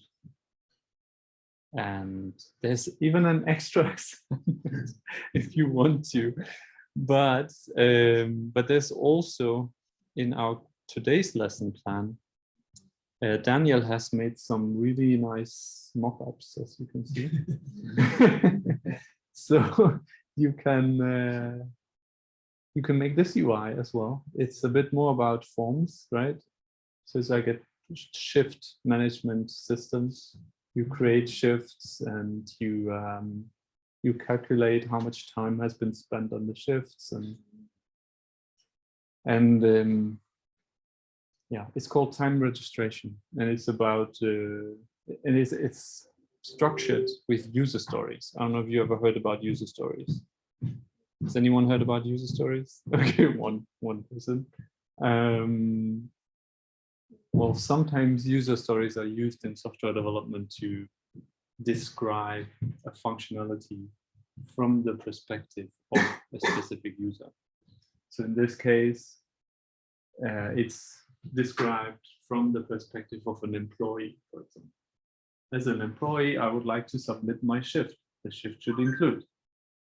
And then you have another user story where I'm not sure if this is employee or employer, because there are two E's, but I guess it's employer.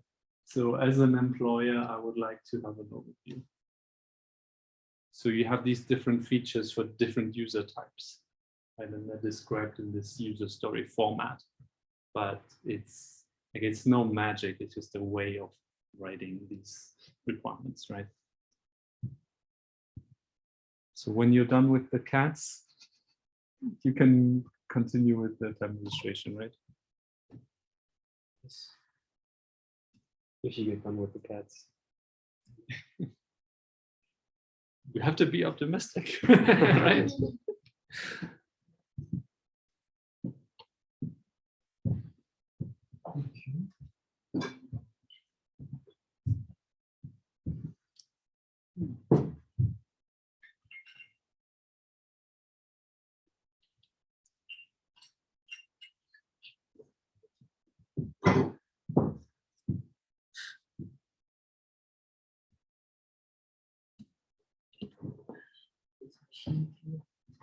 Yeah.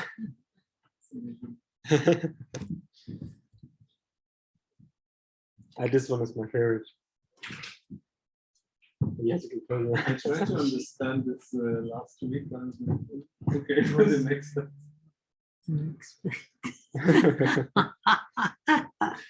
Roses are red, violets are blue, unexpected. Oh, line 32. That's it. This machine feels fast. I think there was some guitarist who wrote it on his guitar sometime in the 80s. And they just Quite the diverse collection. yeah, all Some my Pauli stickers. stickers. all my There is St. no Pauli planet B. stickers. Yeah. This one I said before. Huh? That's all. And then my Nepali flag and Oh yeah. yeah. I wouldn't have recognized. Sorry. I'm really bad at recognizing. But the Nepali flag, you have to know. It's the only flag that's a triangle. It's not even a triangle, it's two triangles. I think it's the only flag that's not a square. Okay. Oh, mine is using to Papua New Guinea. Or something like university project in Hawaii or something like that. And Let me just refill this.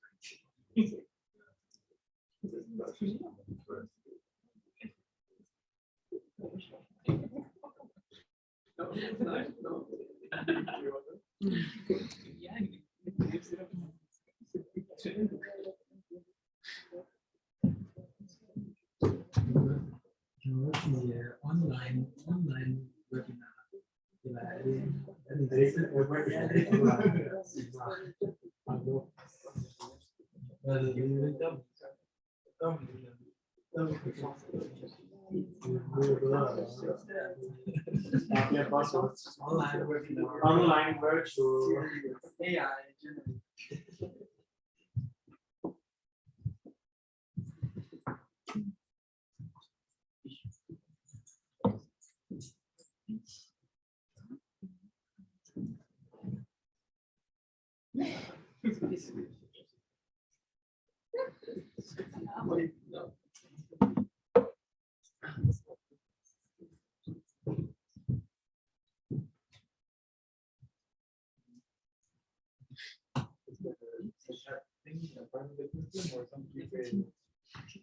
So what? Is it a part of the curriculum, like just exercises somebody from before? Yeah, You yeah, didn't yeah. create it. No, Why cats? det er andet AB, vi bruger, fordi det der var det virkelig ikke. Så jeg ved ikke, hvordan katten så ud på det andet. Det er lidt så fancy.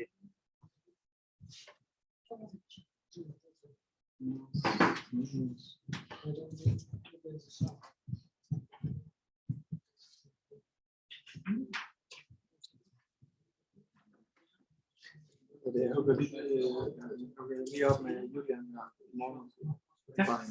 Fordi han sagde, at jeg gerne vil hjælpe med det. Jeg har ikke engang spurgt Thomas. Det lyder det selv. Ja, det lyder som om, jeg tænker, I finder mig helt til aften tid, så med de 2 dage, du kan være der. Tænker I, fint. Det er også fint.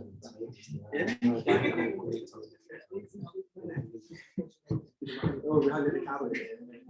Men det er altså ikke fordi, det er sådan flot mentorer til. Nej. Den koncert.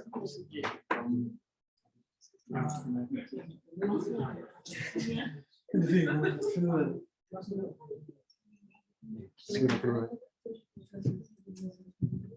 Ja, næsten sådan der karriere til det første der. Ja. mange gange. Ja, på søndag, der er jeg out and about.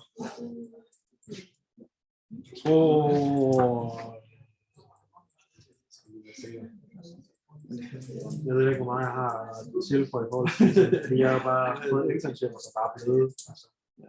Så sådan i forhold til det der med at se det. Du må også endelig citere noget, hvis vi har holdt til ansættes på et tidspunkt, hvor det er en eller anden, der er relevant. Ja. Så kan det bare... Ja.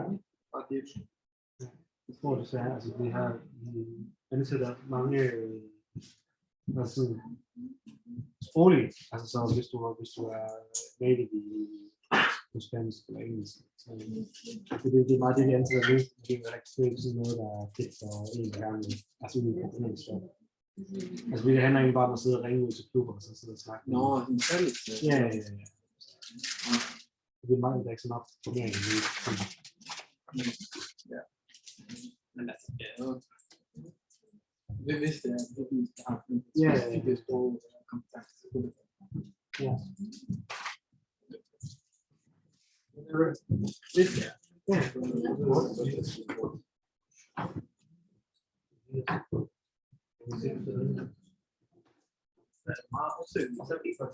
Og der er meget, Ja, det er det, der er nu. Det er udelukket. Altså, så hele platformen fungerer. Så handler det bare om at sidde og ringe ud og bare banke ud på folk. Det er vist bare. Det gør det jo. Ja. Så vi vil nu så det er meget deres arbejde. Det kan bare sidde og op til koldt kæmper. Jeg kender det ikke meget, men jeg er glad for bare at sidde ud. Honestly, det jeg vil have. Ja, bare sidde og altså bare skulle være hype. Helt hype på den måde.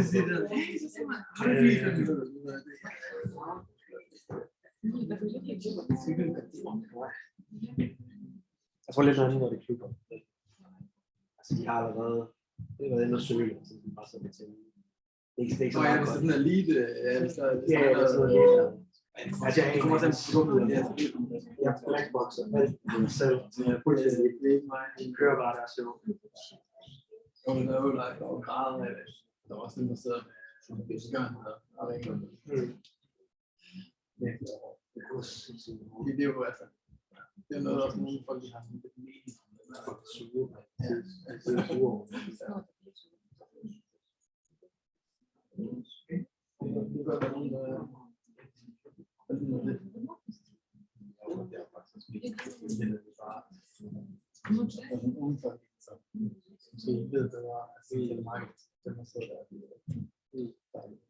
sådan noget, der er grund til det. De der store kål, så det er jo sådan direkte.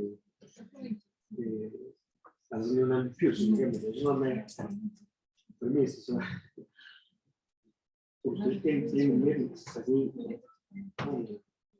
jeg tror, det er godt, hvis det er vigtigt. Det er sådan noget,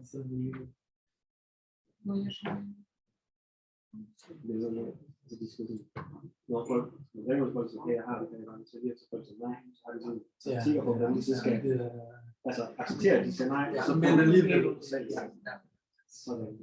I stedet for bare, jeg ved, jeg ved, hvad cutoff det er, om vi har sådan en anden, okay, hvis de siger det her, hvis de siger nej på den her, det er faktisk også. Vi har det med forsikring, altså fordi vi har ingeniører, og vi har C-studieselskab, altså vores fagfænd. Hvis vi siger, at der ringer, så mener jeg, at hvis det ringer, så er det et eller andet med forsikring. Jeg har Ida, så siger jeg, okay, fint, god dag, så lægger på, de kan ikke matche det. Det må du skal have, det ved jeg okay.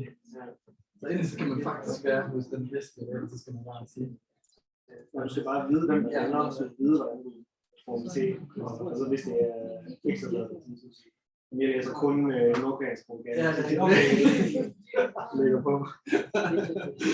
Ja, det kunne faktisk godt være på. Vi har noget over en. Ja, det kan de ikke matche. Så er det niveau.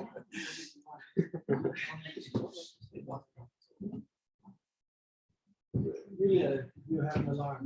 Your personal alarm, 3:45. Sorry. I don't know what it is. Sorry. I dismissed it.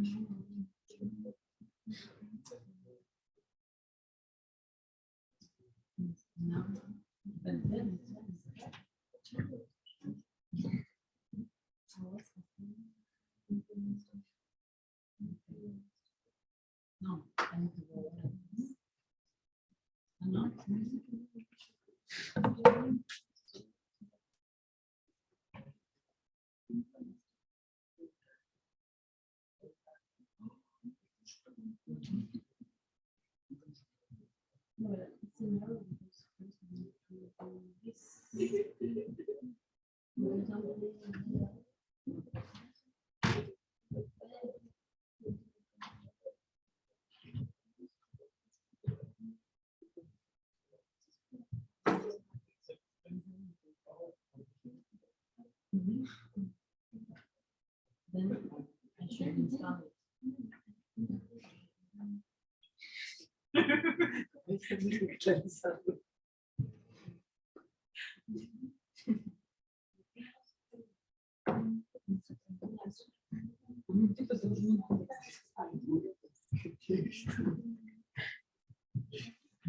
Guys, for the last 10 minutes, would you rather finish your exercise yourself, or would you rather we go through the solution together?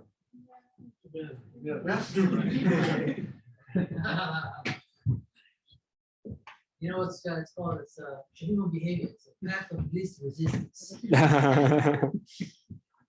I like this Christmas cat. Yeah. It's so seasonal. Okay, so let's start all the way out on the app.jsx, which is basically just what we stole from GitHub, right? Just with the new fetch URL. And this implements random cats.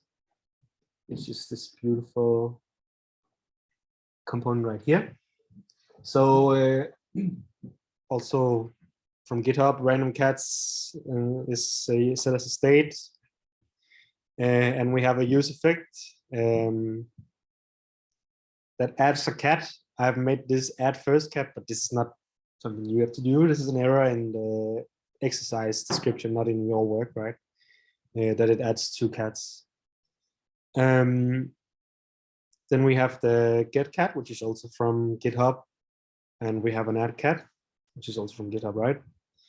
So now we get to what we had to implement. So before there was just an image, right? So instead, I've made this cat list item, and this cat list item has been wrapped in this fancy border, and this fancy border is a separate component that wraps its children, which in this case is the cat list item, in this div with a class name called fancy border, which has some styling, which makes this nice purple border, right? Or whatever you would want it to look like. Then inside the cat list item, takes two props, takes a random cat, and it takes a delete cat function. So the random cat inside cat list item is passed to this separate cat item, which basically just renders the image within cat, right? And the delete cat is basically just a button that calls this delete cat function on click, right? So you see this function is passed all the way from random cats into cat list item, and then further into delete cat. So when this button inside delete cat is called, it then calls the function on cat list item, which then calls the function all the way out on the random cats component. How does it know which cat to do? Yeah. So when the delete cat is called, it calls this anonymous function inside the delete cat prop. And what happens here is that we set cats to random cats, but we make a filter, right? So filter is a function that you can use on an array. And basically, a filter also receives a function, right? So it goes through, it's like when you have a map, goes through all the items within your array. And then you can pass a like a Boolean condition, yeah. So it can be cat is not random cat, which is the cat that is being rendered here in this, in this index of the map. Or it could also be, let's say it's like cat.id equals 4, right? We'll only get the cat that has the ID 4. Whatever condition you make here is the cat that all the cats that you return, and then set your state after, right? So in this instance, it's just cat not equals random cat. So for every cat in your array, it will go through this filter. And when you find a cat that has the same URL as the random cat that you're rendering, then it's gonna remove this item from your array. So that's how this works. There you could have implemented this function in other ways, but this is one of the ways you could do it. Yeah. So that's the exercise. Now you check URL. Yeah. So random cat is a URL and cat is a URL.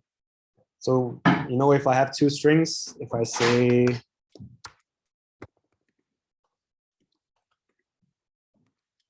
this is true, right? Because these are the same. And it's basically the same thing I'm doing in my condition here. If this string is not the same as this string, we need to keep it. But if they're the same, then we need to remove it. Yeah, skip it. Yeah. All right. Any questions? No? No questions. I have so many questions, but They all look very nice. So. And it works. Cool. And if you're really bored at home, you can still make the time management system as another. Maybe we'll pick it up in React.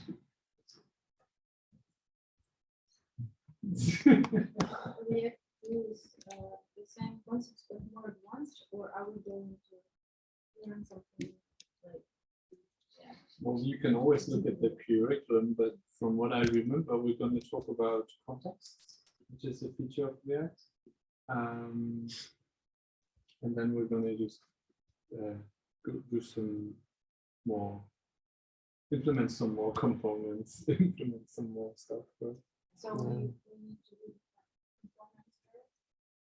Yeah, so if you want to read up for React 2, then you should read up on context. And you can also have a look at how to, let's say, connect your React frontend to a backend within the API. And this one also mentions React Router, so we're probably also going to use that. Yeah. And I mean, in the homework, you're already preparing for the mail sharing app, which is going to be one of the sessions. We're going to do this project where we do the mail sharing app. Yes. Sounds exciting. Sounds delicious. Can't wait. Yeah. Yeah. Everyone okay? Maybe we can do like sharing like virtual website and then we have sharing like In an app person? it's like testing the app and also we can prepare. Yeah, that'd be nice. It's not bad. We can make some summer gathering. Yeah. What did you make some food last night? Sounded Yeah, I made it very boring. So Or maybe we can like the people who cannot catch up with the new sharing app like coding will cook food for everyone. We can I don't know how I should change the certificate. Finished half of Hack Your Future and then cook. I don't know.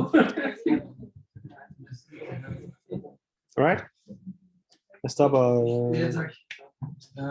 Okay, and next Sunday we are